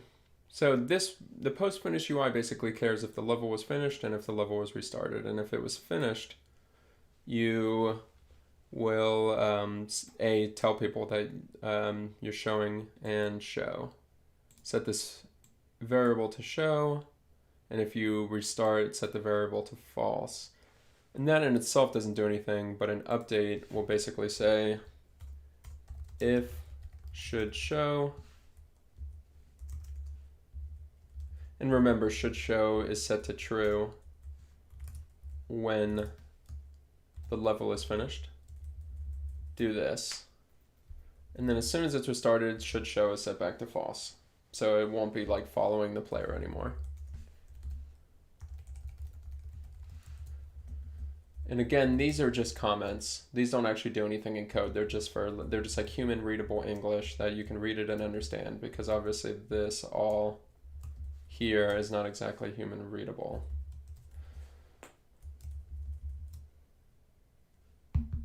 Okay, cool. So then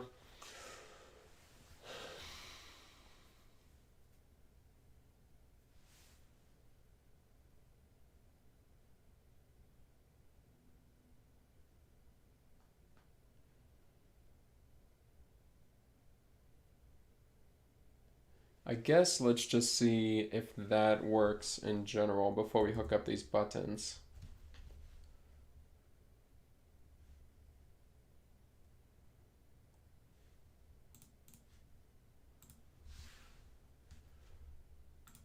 So we'll set this to 1,000 just to get it out of the way.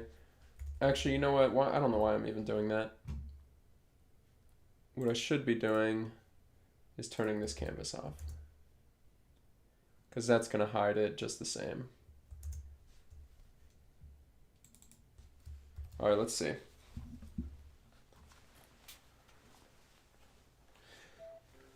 Yeah, and it's probably a little confusing to understand, Tony, how, and everyone else who's watching, how exactly, like, because I have this very visual world, right? I have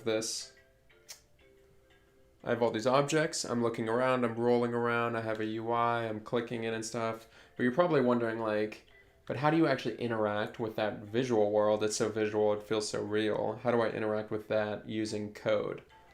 And basically what it is that all of these things that you're looking at, they all have a digital representation, meaning they have a representation that lives somewhere in a computer. Like, yes, I'm seeing this, but it also, I could be seeing this in the same way, I could be seeing this in a different way, and that it's a mesh saved to a hard drive somewhere, a texture saved to a hard drive somewhere, and a positional value, right? Like, it's positioned in the world somewhere. So we save its X, Y, and Z position as well. So if I wanted to move its position, I just need to find its digital print and move the position, and it'll move it visually on the screen for me. So you're basically interacting with its digital counterpart when you're trying to change all this stuff from code. So let's see.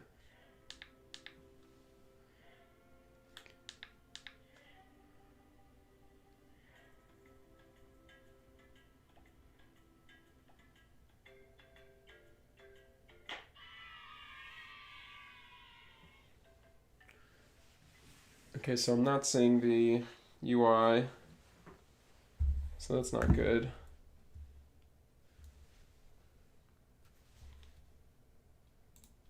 Was there an error? There was not an error.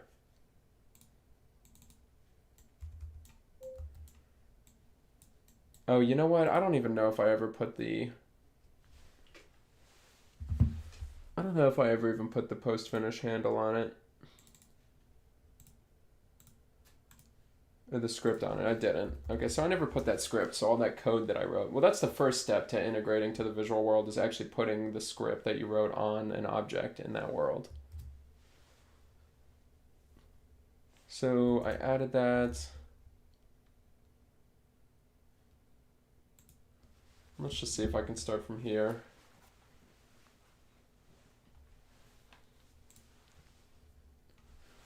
Okay, don't care so much about that one.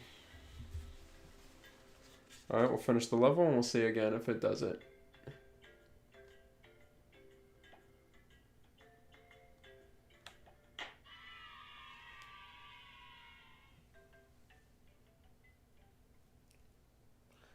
So it looks pretty bad. And that makes sense. But at least I can interact with it. You see that it's jumping around. Okay. And let me go ahead and change this to late update. And then let me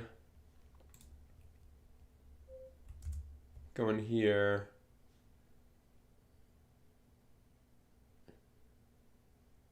And set this back to 0. And let's see what that gets us.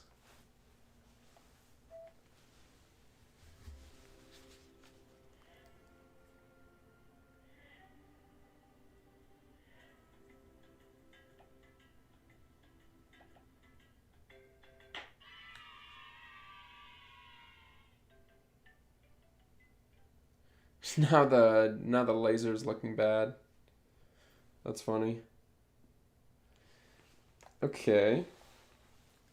So I think what we'll probably do, the flying up never really gave me anything anyway to feel good about. So let's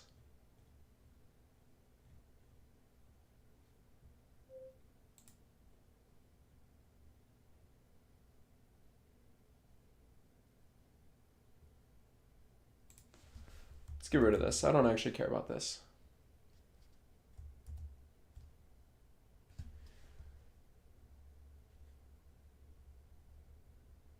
Okay, and weirdly,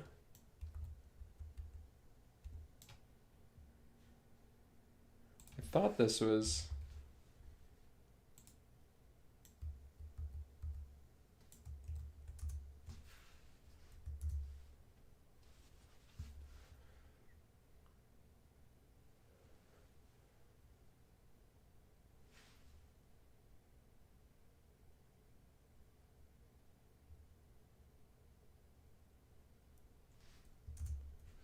How long does it wait here?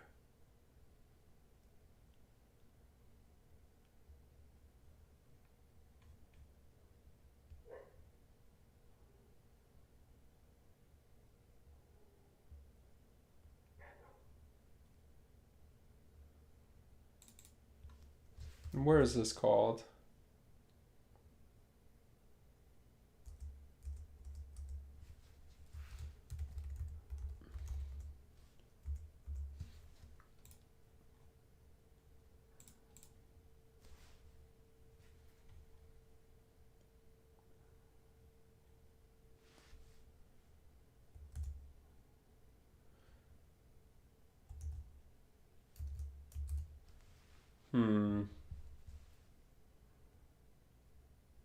Okay, for now, let's just say that that's fine. I guess I need to make this UI. Oh yeah, that's what I was checking. Here we go.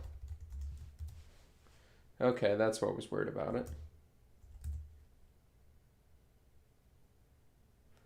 I was doing the UI itself and not the handle that it sits under, this being the handle.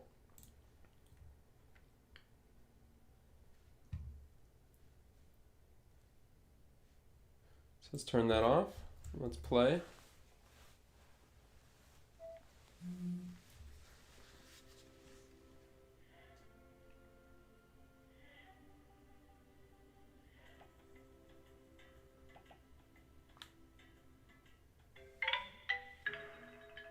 Huh, not sure what just happened there.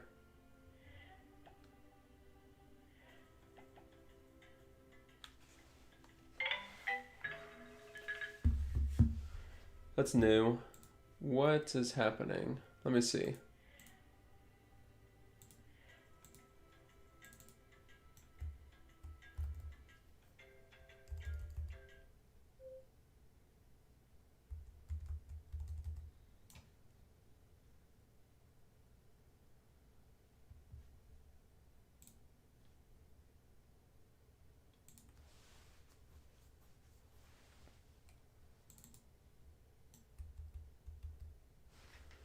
Everything appears to be in order.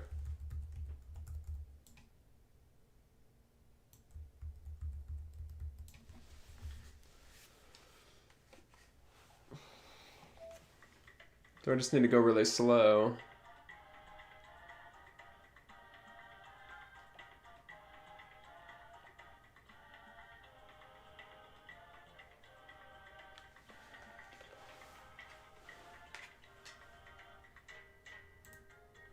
The ball center is there.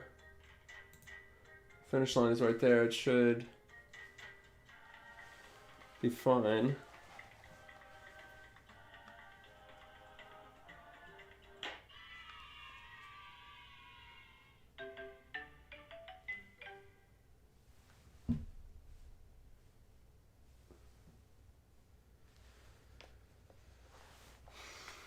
Okay, so just a design problem, but this should be forward times like 1.8. Just needed to go a little bit more forward. I am a little worried as to why the finish line wasn't working. That was kind of out of nowhere. That's not really, I haven't dealt with that yet.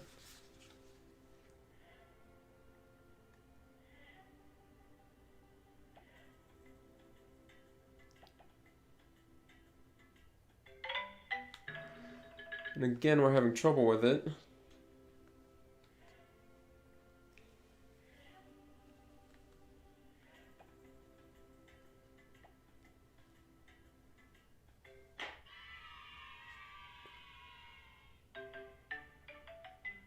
Okay, that looks pretty good.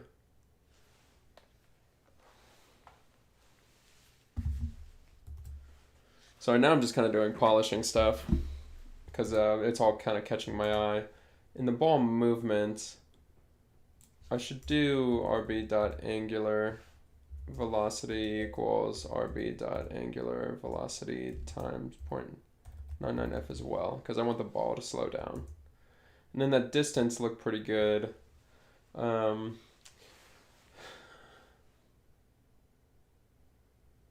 finish line though, the finish line out of nowhere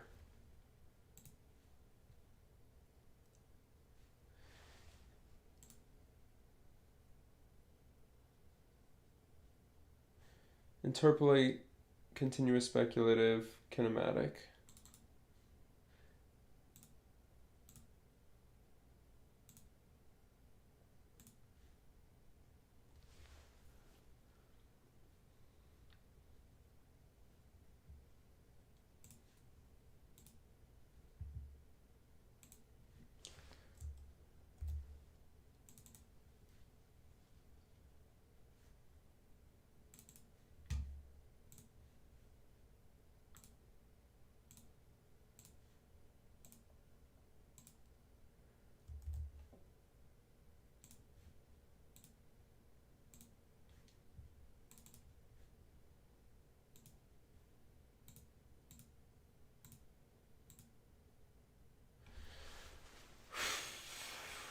Man, what the heck? What is the point of prefabs if they don't change when you change them? Lesson learned on that one. I've never really done it this way before. Normally I just load things in, so when I change it once, it changes it everywhere automatically. My assumption was that prefabs worked in that way, in which the blue things are prefabs, by the way. That if I made it a prefab and I changed it and then I applied that to the prefab, it should apply to all the instances across all the scenes. But it looks like it doesn't work that way, and instead, wait, no. Yeah, and instead acts like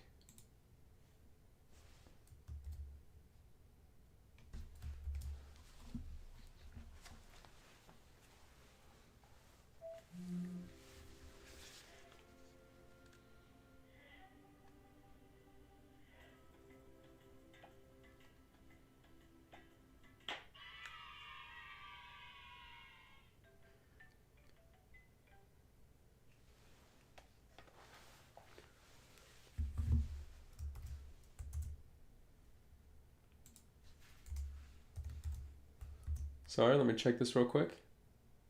And it looks like the problem I was just having with the finish line is fixed. So that's okay.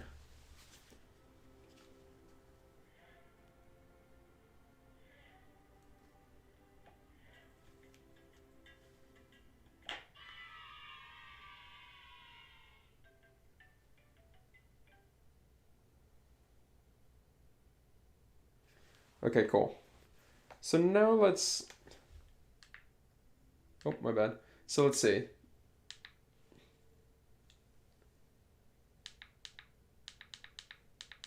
Oh, my bad. Let me real quick test this again. Let's test what we wrote with the laser and see if it works well. All right, so we go to level 1, we open it, we can go to the menu, we drive over here, did the little jump, we go through, it pulls up this menu, I open this menu, oh, close it, open it, I guess I'm stalled. I need to change that. Okay, anyway, but you see that the laser stays open regardless. And before, what would have happened is as soon as I closed this back to main menu, the laser would have gone away as well. So that's good. That's what we wanted. Let me go in and fix that main menu.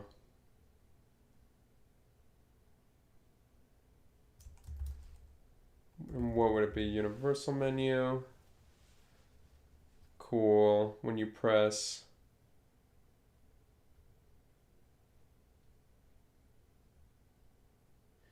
places it once.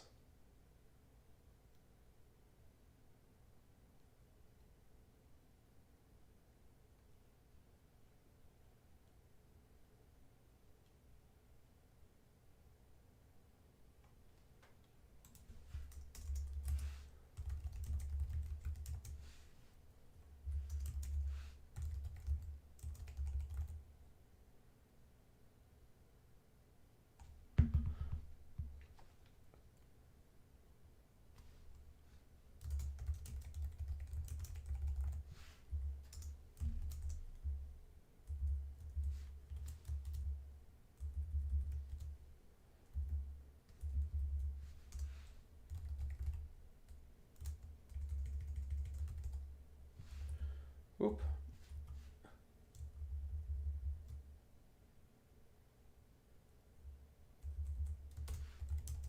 Looks like I already had that.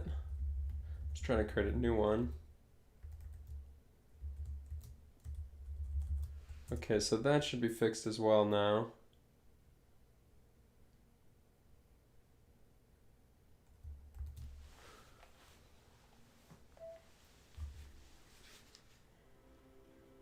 So go in here, open it, drive. Okay, so the menu is there. That's good. It probably could be made better by like sitting on a certain plane or something, but whatever.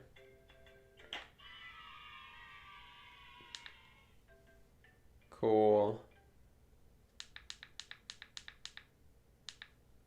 Okay, cool. So now let's go ahead and hook those buttons up.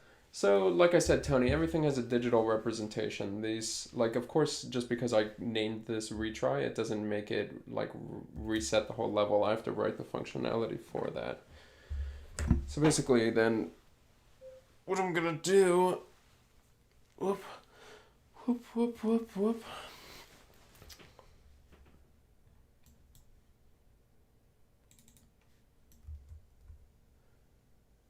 Is go in here, go to it. Let's go ahead and turn it on. And so what? It's retry or it's next.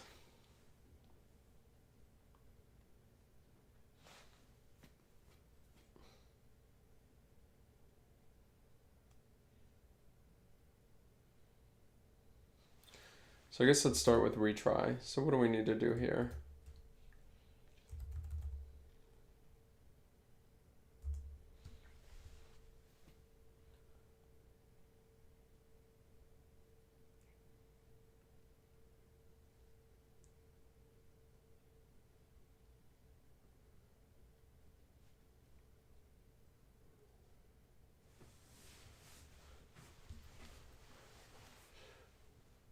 So there's always several ways to do things, and you kind of get to pick how it is that you want to do it. So I have the spawn player script, which is basically what I'm going to want to do. The problem is I just need to figure out a way to hook that. I need to figure out a way to hook that too. So initially it spawns.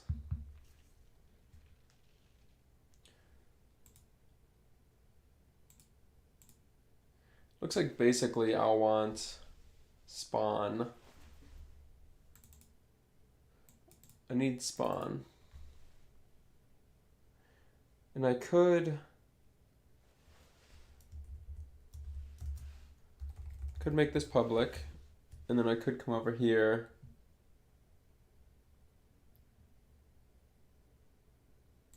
and click this retry button, and then in this on click add that and set it.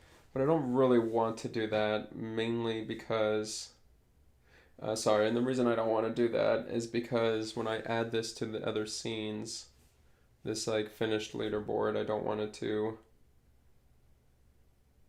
have to hook all these buttons up each time. I want to do it through script for that reason.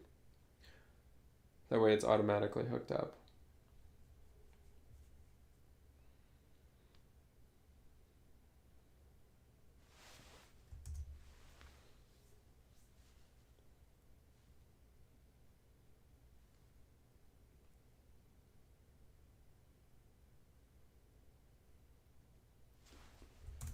Where is this in the scene? What is it on the player?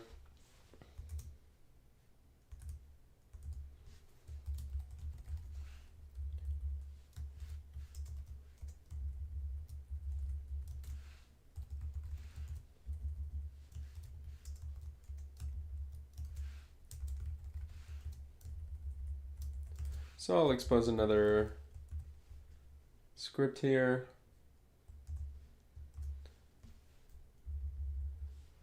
And then in the post finish,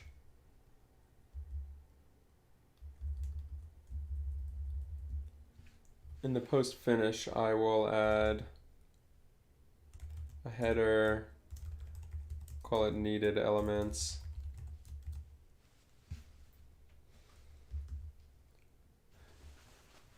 Oh.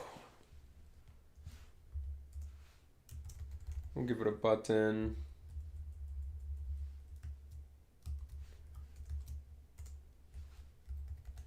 But that's in the UI thing. Button, retry, button.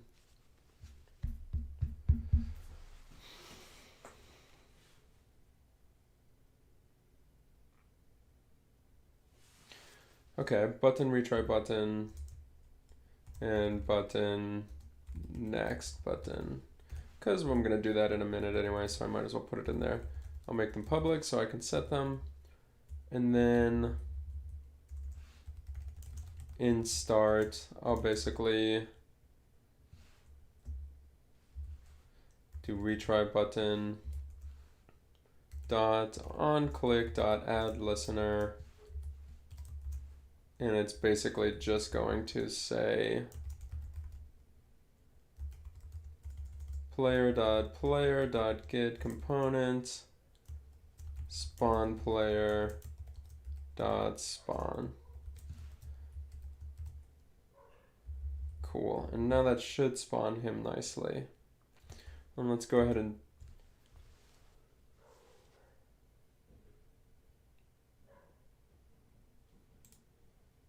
now you see those variables that I said, the retry button and next button, they show up, but they're asking me what buttons those are. I say this button and this button.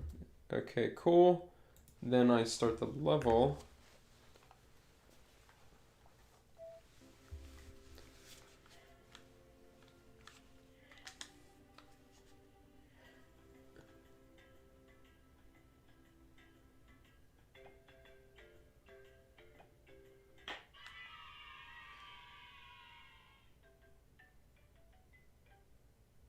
I say retry, it respawns me. Looks like the timer is not working.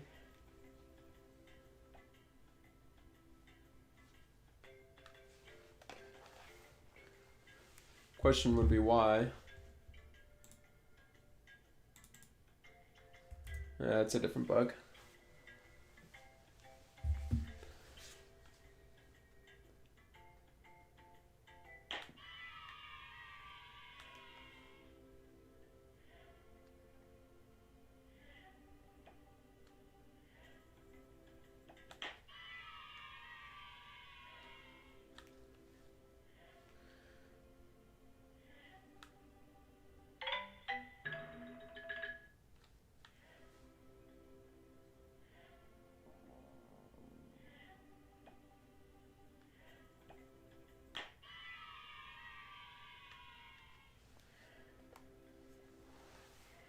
Okay, very cool.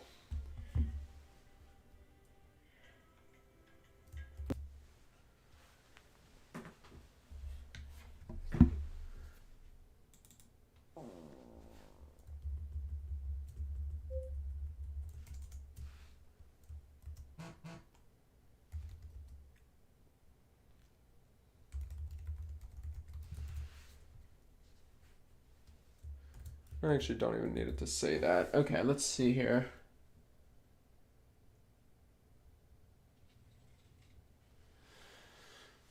Okay.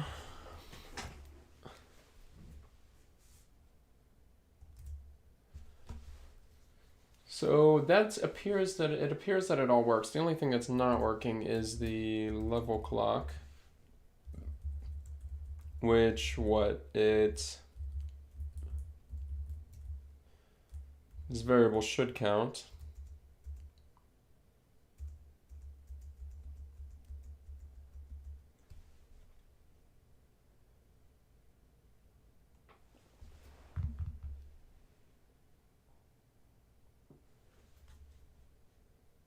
Do I not have this somewhere? On respawn, reset time.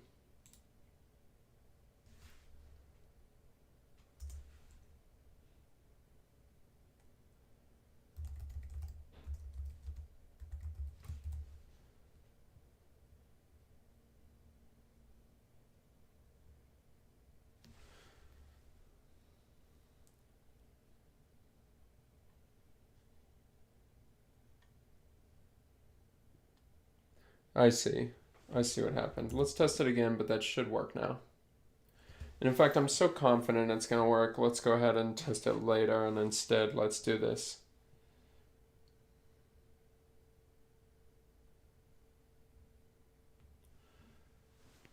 Okay. And let's go ahead and see if we can set this your time to be the correct time.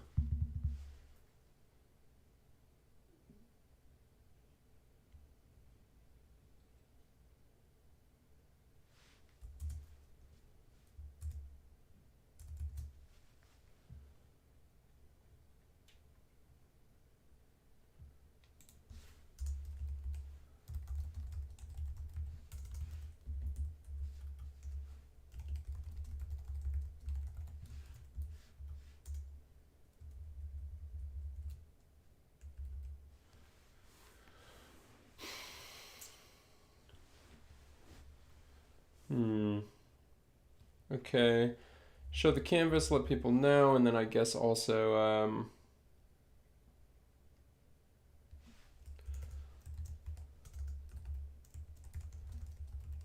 set the page data.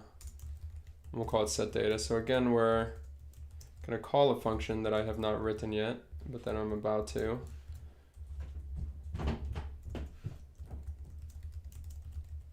Void set data. Set the title.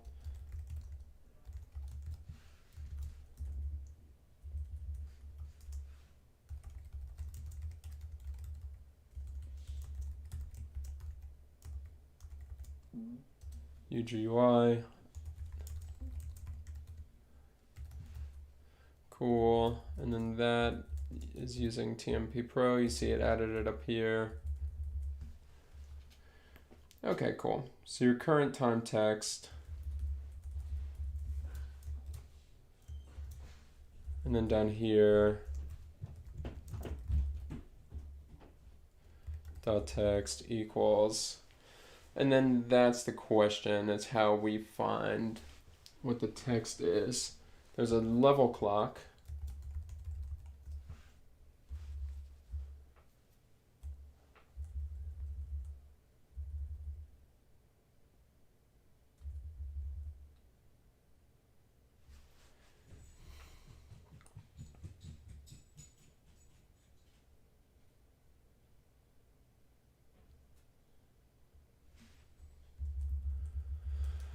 There's a level clock, and I guess I could add an event when it finishes that basically sends out that level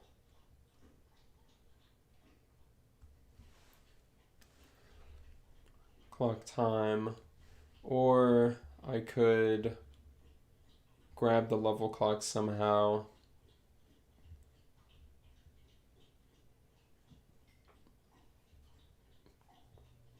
I have to say, I kind of just like the idea of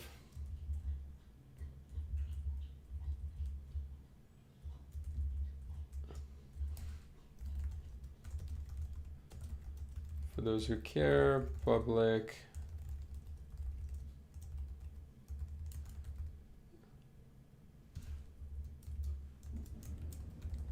action, clocked time. And when I'm writing things in front of stuff, I'm basically just identifying it as a certain type of thing. Clocked time, using system. This is actually going to be an action that passes a float. Cool, clock time, and then here in clock time, I'm basically going to say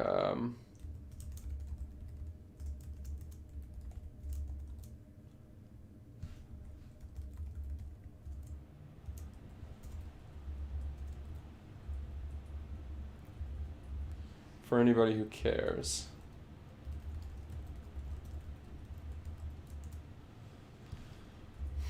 And then realistically, I should move this leaderboard out to somewhere else, but that is okay.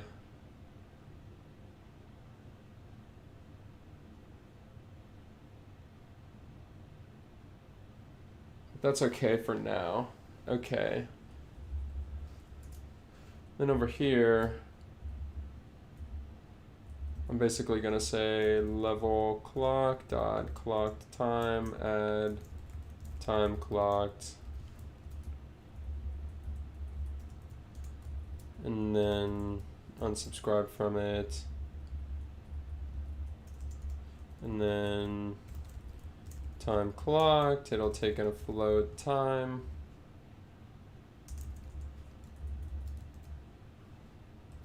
Cur time text dot text equals time dot toString.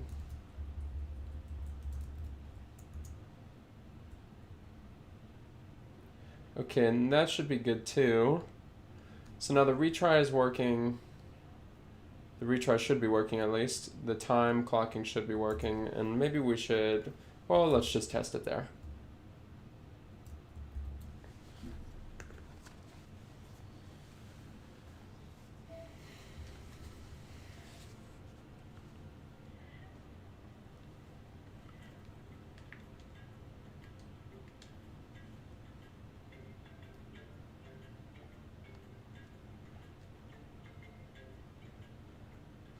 What the heck?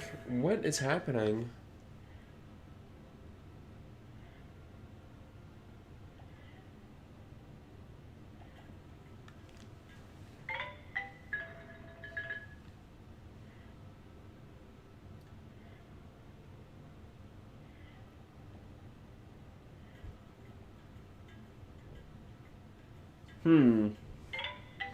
Now for some reason the finish line just isn't working, but I didn't change any finish line code, so you might wonder how that would be happening.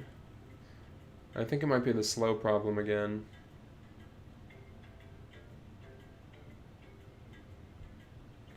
No, it's not. There's just something wrong with the finish line. Oh, I see. It's funny, I put the headset on, you guys are able to see the errors before I can. Okay, I never did. I never set this.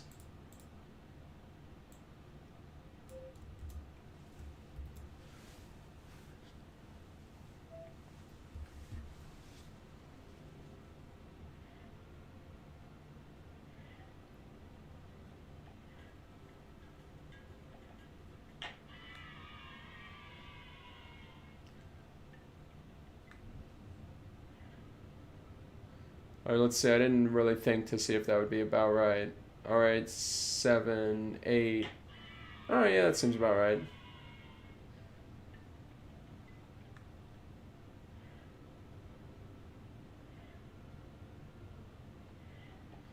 Let me see here.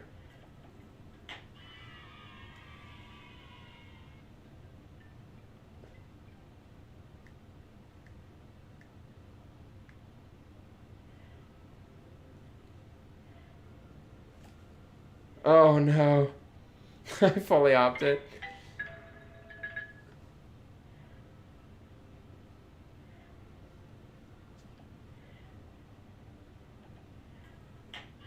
Cool, okay, so I'm getting a better... So that makes it way more fun, seeing what time you can get. Okay, cool. So that's good. Then...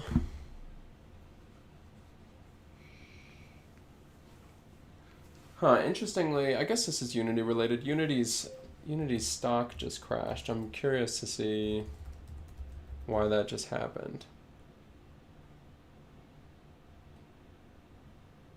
Huh.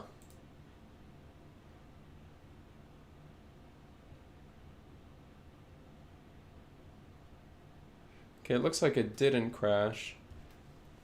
What's happening here? Sorry, let me check something real quick. Something else was saying that it did. Unity being the tool that we're using right now.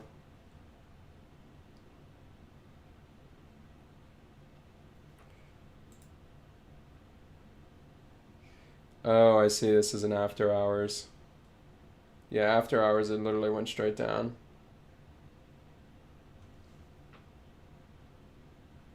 But I don't know why that would happen. Thanks, Jake. I appreciate it. Jake, has it been you here this whole time? And you just didn't announce yourself?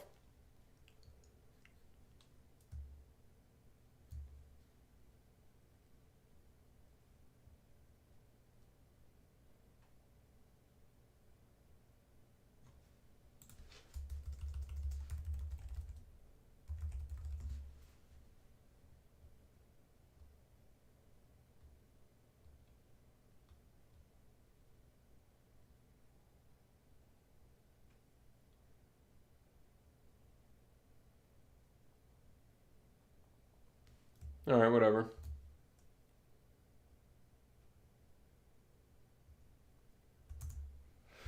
Okay. Whoever the fourth person is, introduce yourself, man. We're all having a conversation here. We'd like to hear from you as well. Okay, very cool. Well, Jake, I've just been making some UI stuff.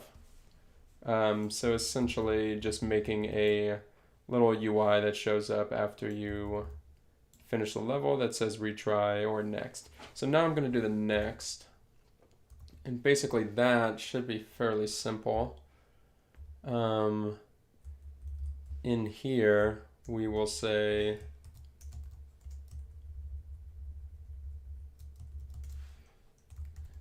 next button, on click, add listener. And what it's going to do is it's going to do scene loader dot load scene get next scene. Cool. And then we're going to write the get next scene. And it's going to return a string. This will be kind of a fun one to write, actually. Get next scene, and it's basically going to say current scene equals scene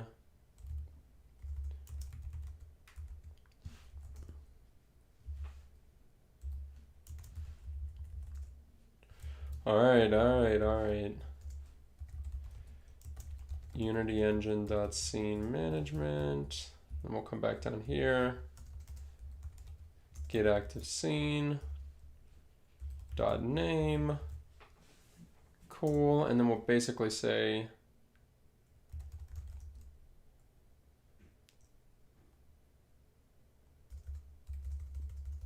int level equals. Okay, so we need to get the current scene. So this current scene is going to be something like 1-2. So then we need to say that the level is the current scene dot substring from the start index, which will be I guess cursing dot length -1 And then we'll basically need to make that an int. Oh.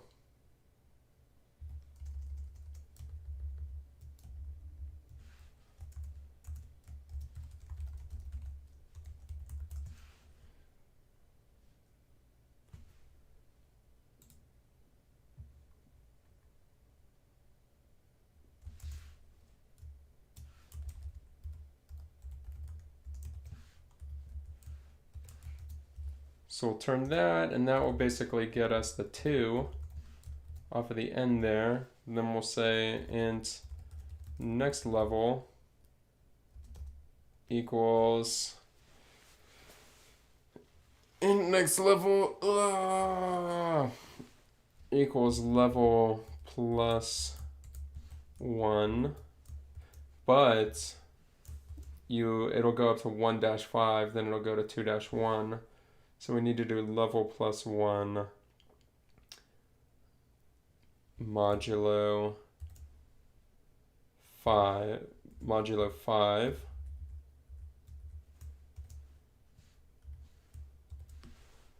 And that will get us, let me think about this for a second.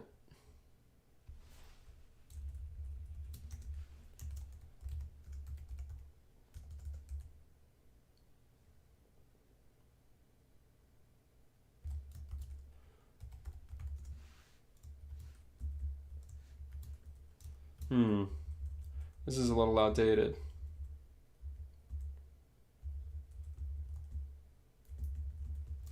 Let me copy this. Let me go back over here.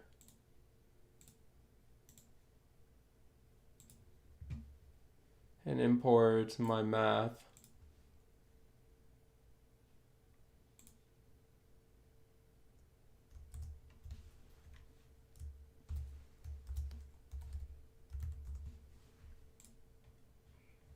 What the heck?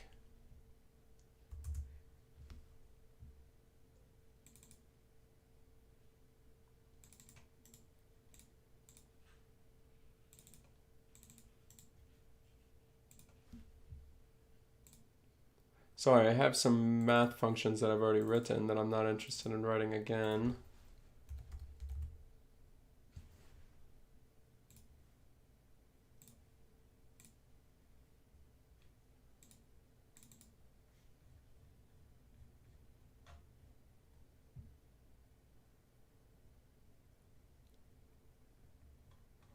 Cool. And then we'll take these 2 that I wrote and we'll put them at the bottom here. And then we'll come over here and we'll delete this one. We're just replacing a file here. And we'll do this one. Cool. And then we're also going to export a package, do none. Come all the way to the bottom here. Grab noise and grab.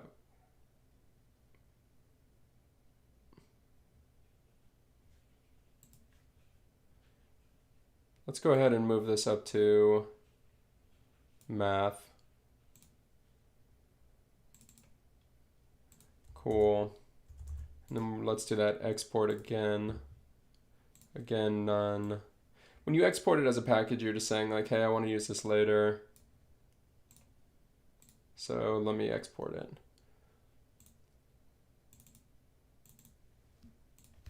And we'll call it my math to override the other one. Cool, and now it is an updated package.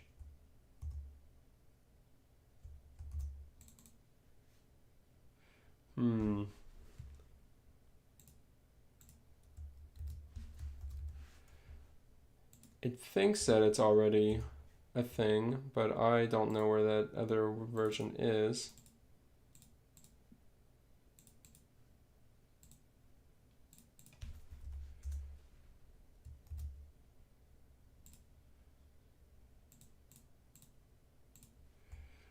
Okay, cool. So now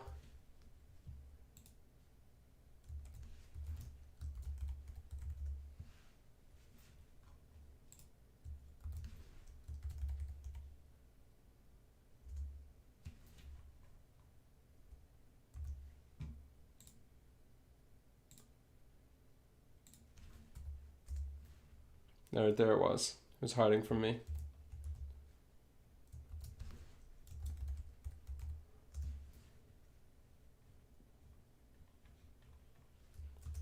Okay, cool. So I've previously written something called shift over loop, which will basically take a number, which will be the level, shift it by an amount, which will be 1, and then there will be the loop lower bound and upper bound. And we'll say 1 and 5.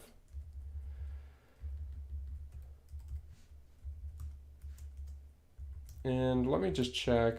Did I write?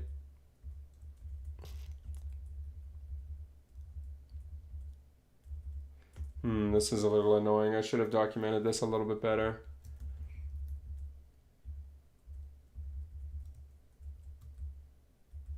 Loop a number over a given set of numbers. It's got to be that they're inclusive. I don't see how it couldn't be.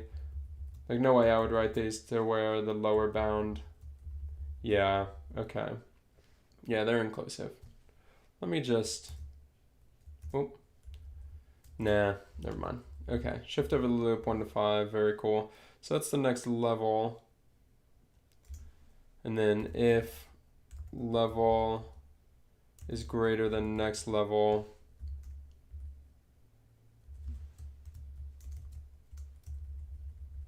and this is what happens when you have a weird naming convention for your levels. I should have just named them level 1 to 20. It would have made this a lot simpler.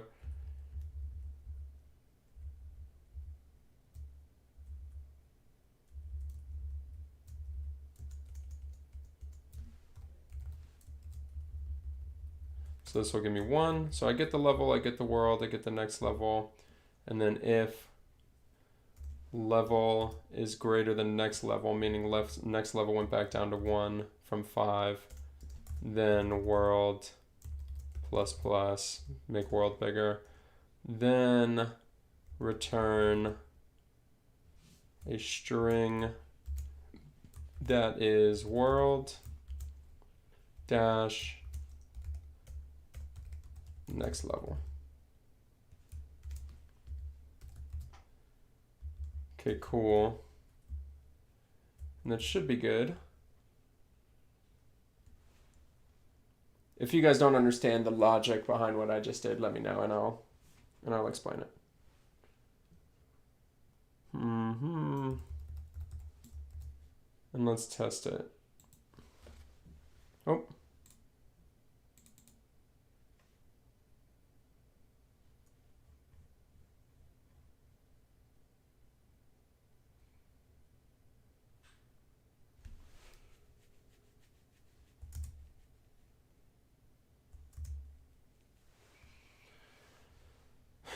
Let me think.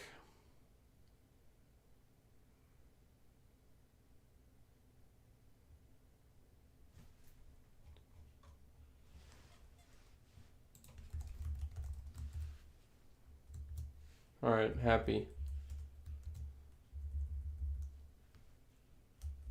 All right, well, I'm already changing this because I'm gonna need to export it again now that it's updated. I guess I'll make this inclusive, just so that I'm not confused in the future when I try to do it again. And let me go ahead and export it one more time.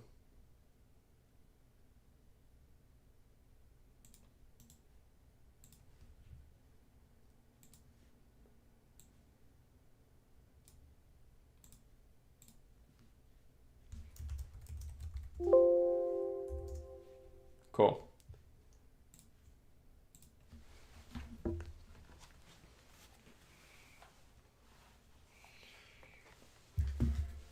Let me see here. Oh.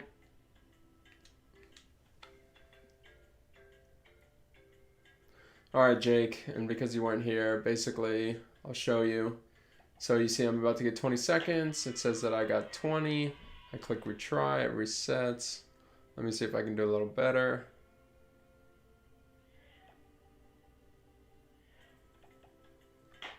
.9, very cool. And now let's see if next works. Oh my goodness, perfect.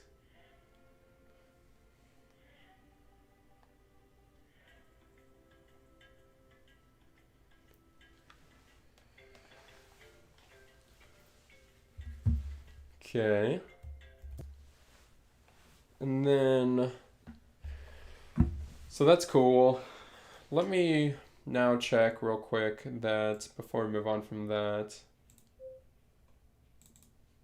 1-5 will work as expected. What's 2-1? The half pipe. And 1-5 is, oh no, is there an easier one? Okay. 2-5. Okay, that one's not exactly easy either, but okay. Oh, you know what? I need to take this post-finish handle. Okay, for now I'll just copy this, bring it over here, paste it. Let's see if it works. Yeah, so we're getting to that part, Jake. I'm doing an easier part right now. I'll explain that in a second here. Let me test this out. Well, I can explain it while I'm doing this. Essentially, yeah, it's gonna have a leaderboard under it and a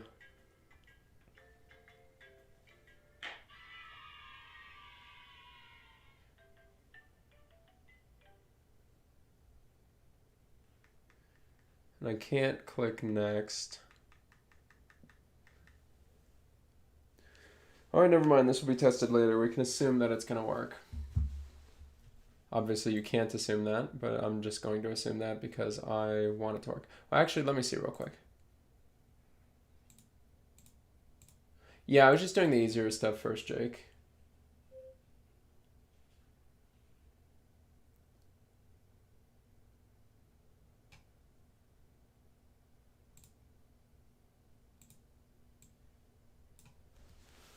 Cool, now it should work. Yep. And it does work perfectly, very cool.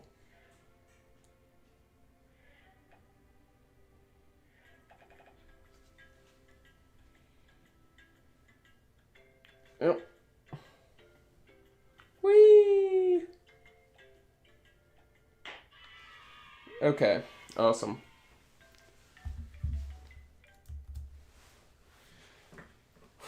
So let me get rid of that because it's not done yet.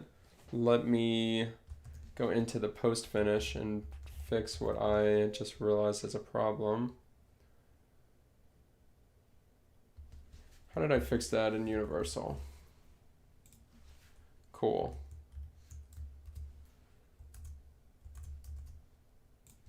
Do that same thing here.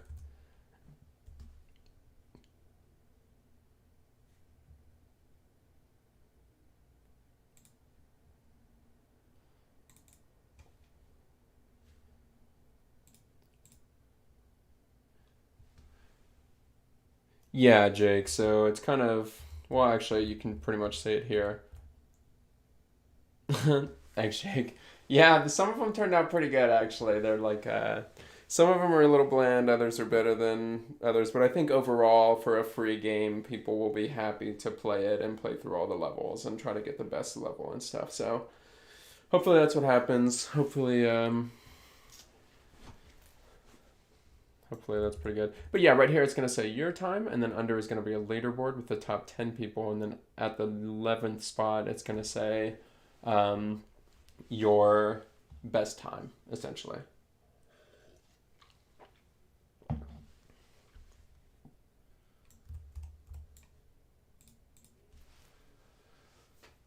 Okay, let me think for a second here.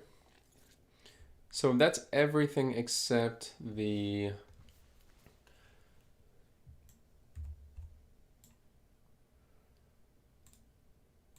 Okay, so I guess we need to start making the leaderboard. We might be able to get that done before we're... We might be able to get that done before we're done here. Let me think. How should that leaderboard look? It's either going to be a bunch of cards that just kind of sit there, or it's either going to be a bunch of cards that sit there, or it's going to be one big card with a bunch of names and lines in between them. Let's just do one big card. Obviously this would come later, but you should also put developer's best time on there. Huh. Yeah, and also my best time. Yeah. Your time, your best time, and Danger Dom's best time. I guess you're not. I mean, your ideas about their interactions with me are good, I think, in the way that that's what I'm going for. I want them to feel close to me. That way they'll come, like, join the Discord, join the stream, and stuff like that. So it's not a bad idea to make myself. Let me, um, let me write those ideas down.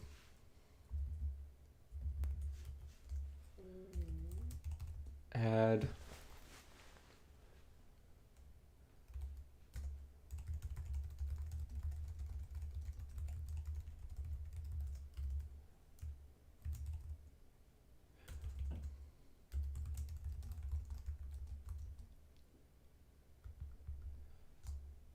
Mm,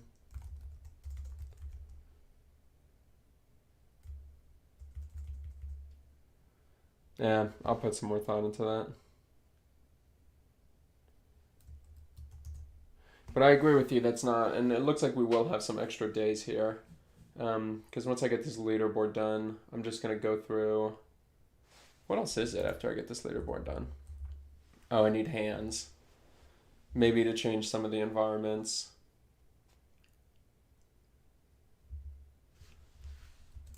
This is done. This is done.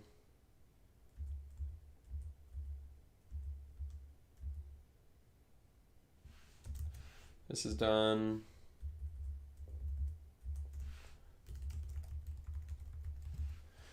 Yeah, so from there it'll really be polished. But yeah, I need some idea. I'm sure there's a good idea somewhere as far as like how I would make them like me while playing this game. I feel like I had some ideas on that to where I would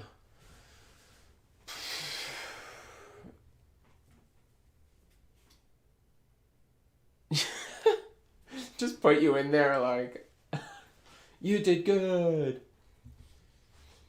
Jake Tillery says you did good.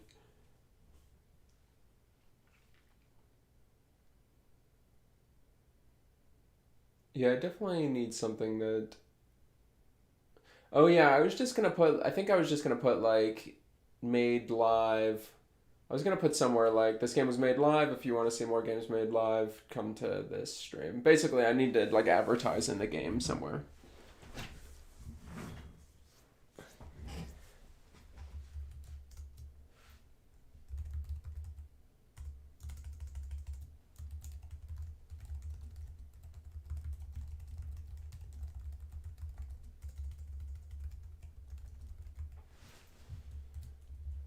Okay, so now we need to do the leaderboards.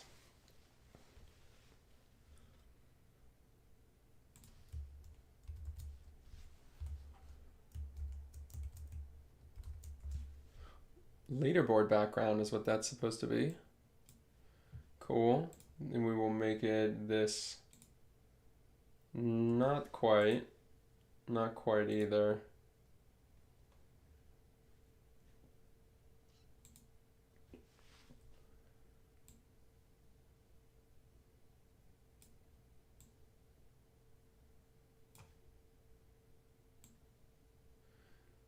Something like that.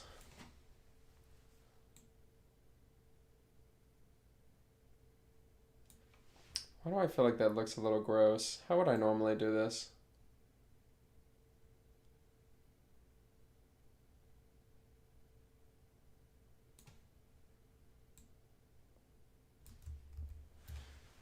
Hmm.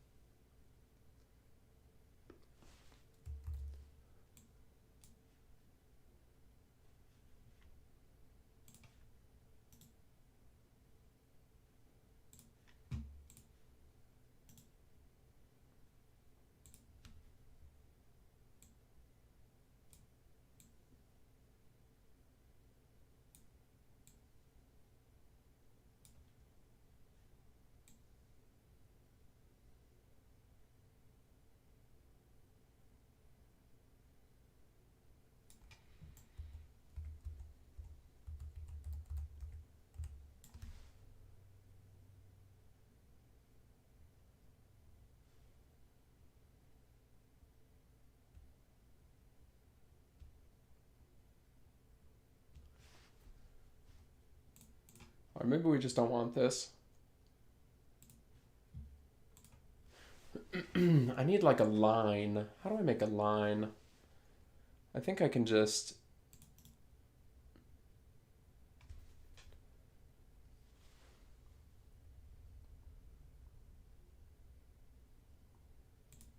I can just do an image, call it line.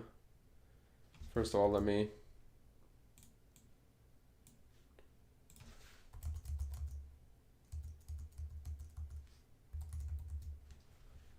do that.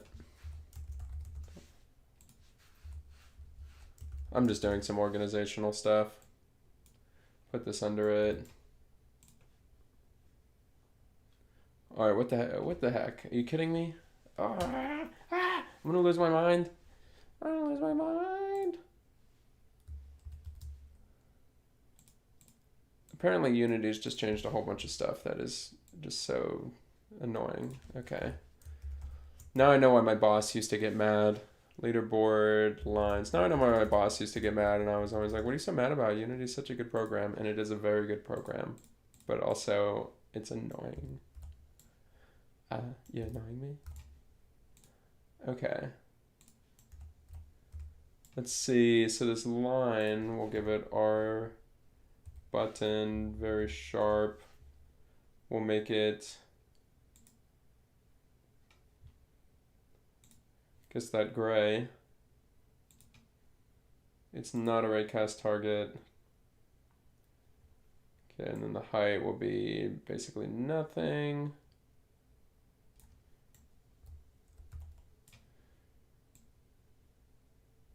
And the width will be basically the whole thing.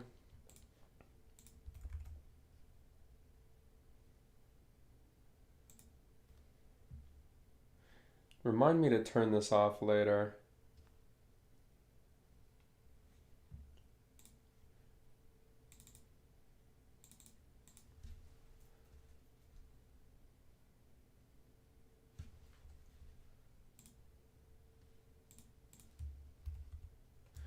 And what, we're gonna show 11 people? Or no, we're gonna show 10, so we need 9.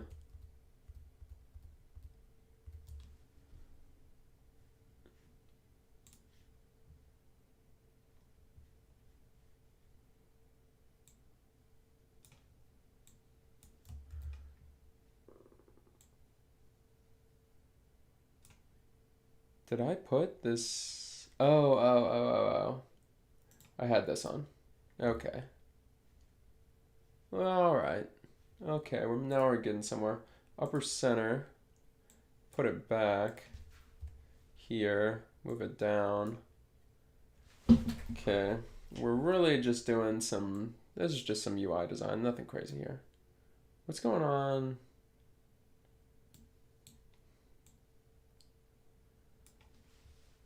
Okay. Okay. And let's create a script real quick called turn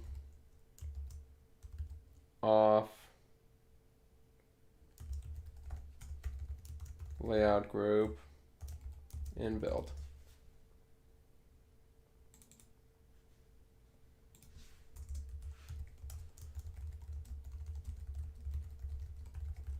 Because it turns out that they're actually fairly expensive, so you kind of use them to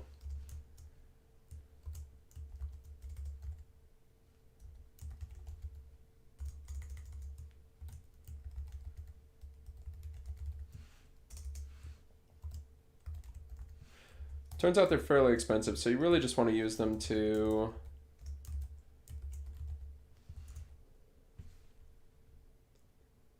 build it and then not to actually, you don't want to actually keep them on there.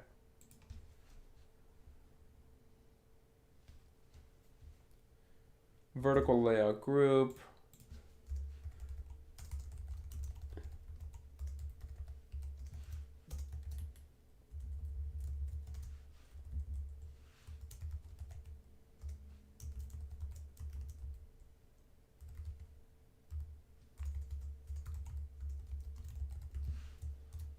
Cool.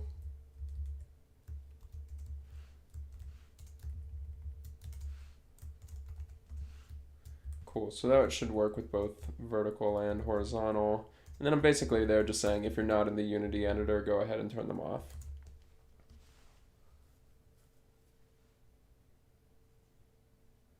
That's good, Jake. Just let us know if the fire actually happens and you can get a good few last words in here before you burn up.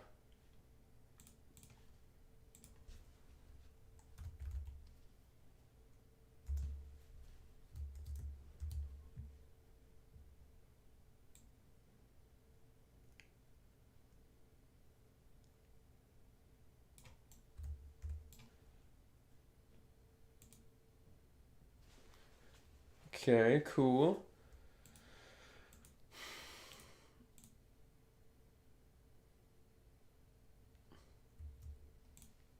And then let's copy this and paste it and take each of these and add a text mesh pro. Alright, we'll get rid of this, then we'll add text mesh pro.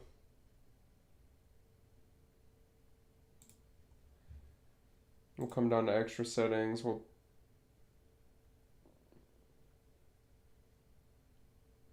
What's happening? It's not letting me.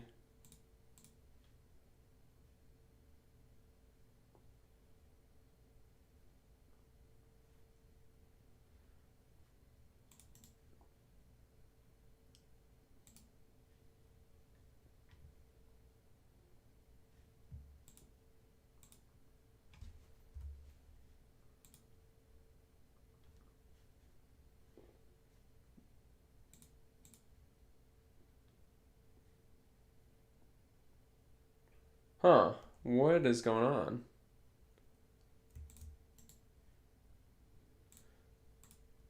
Alright, never mind. Get rid of that. UI, text mesh pro, name.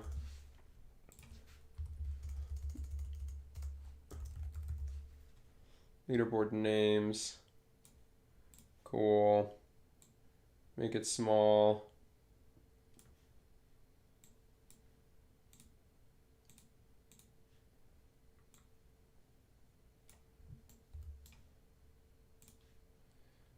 Make it small, make it gray. Again, we're just doing some UI stuff here. Nothing crazy.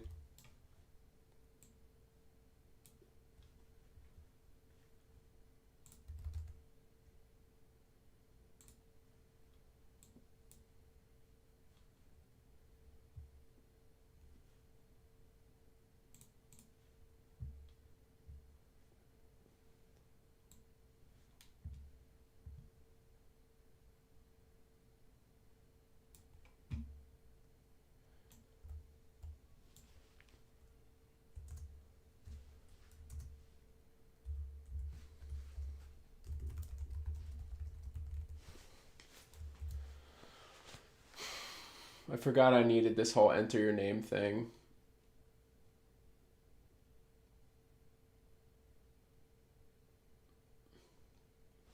I'll probably just use some crap keyboard. I have a good one from another app that I made, but I don't know that it's going to work. It's got some problems with it, essentially.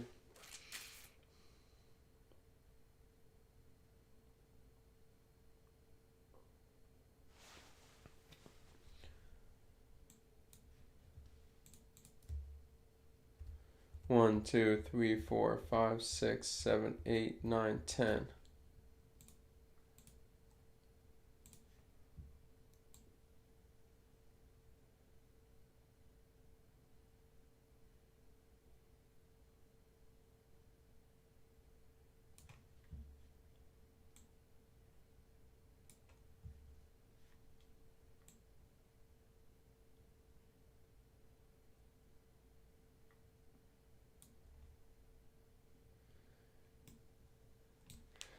Oh, okay, so I had done the opposite with the lines. I had done 9 and I needed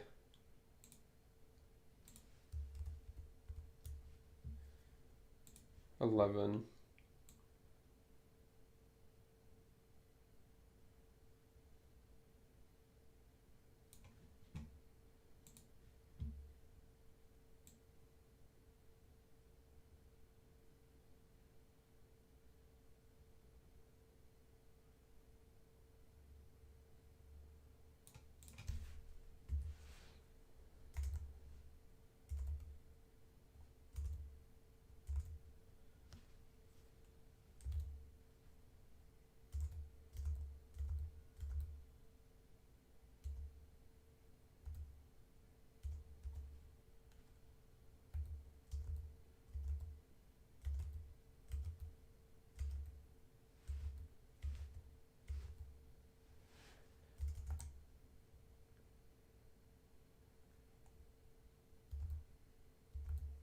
Man, what am I doing? Why can't I figure this out?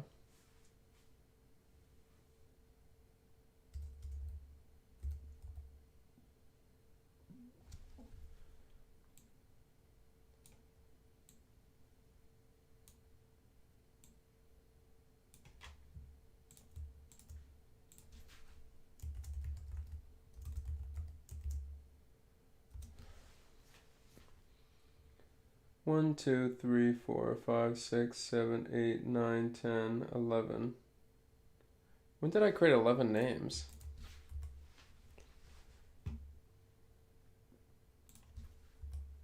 No. No! This is horrible. This is horrible.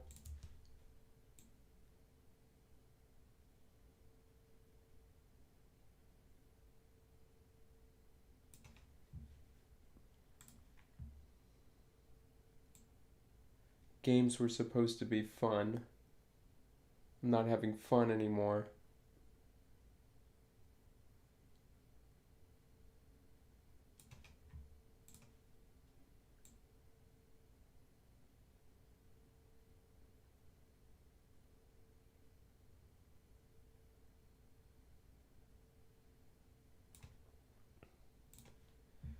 This is probably, I honestly, in my head, this was going to be the quickest way to do this, and now I'm realizing it's probably not.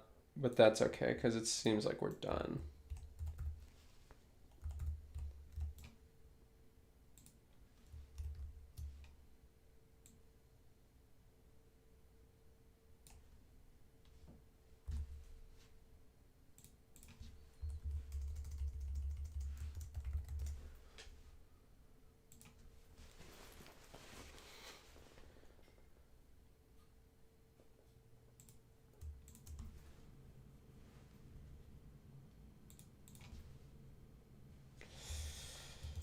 All right, I'll do it.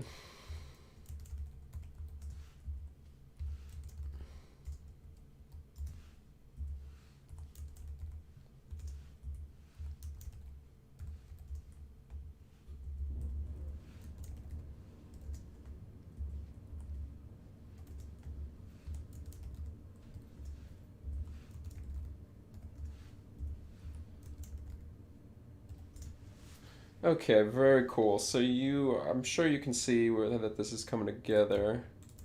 And let's say that it's 10.78.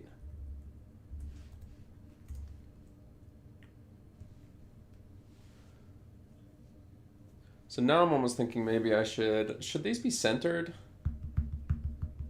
Or maybe it's just that the times, or maybe it's just that the times should be over here.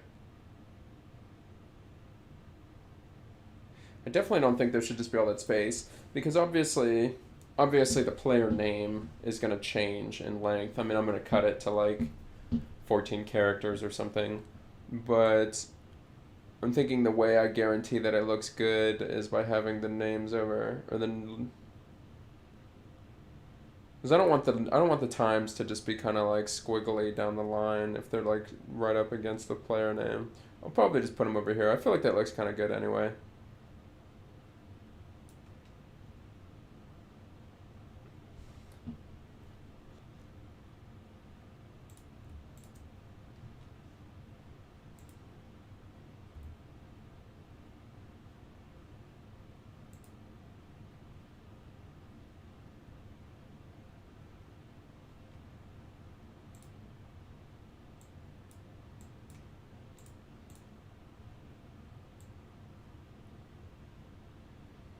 Okay, cool. So if I change this time to 100.6, blah, blah, blah, blah, blah. Okay, cool. So that's exactly what I want.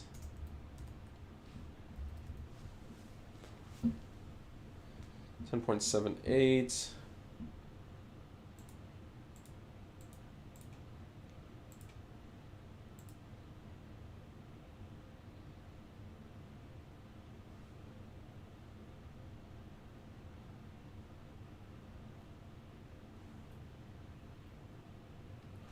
Okay, cool. So I guess we're out of time.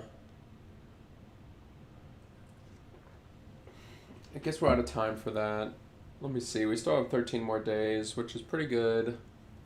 I believe we're still on track. On track and probably able to get in a few extra things that I didn't think we'd be able to get in. Although there is the big unknown. Well,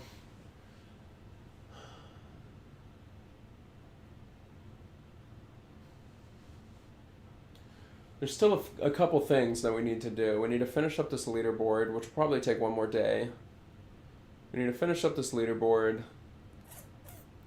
Allow them to enter their name. Add in the Oculus integration. That way, well, I'm still undecided if I just want to, I guess I do want to add the Oculus. No, Jake, I gotta do some other stuff, unfortunately. Wait, did you say you guys were, I'll play with you guys on the weekend.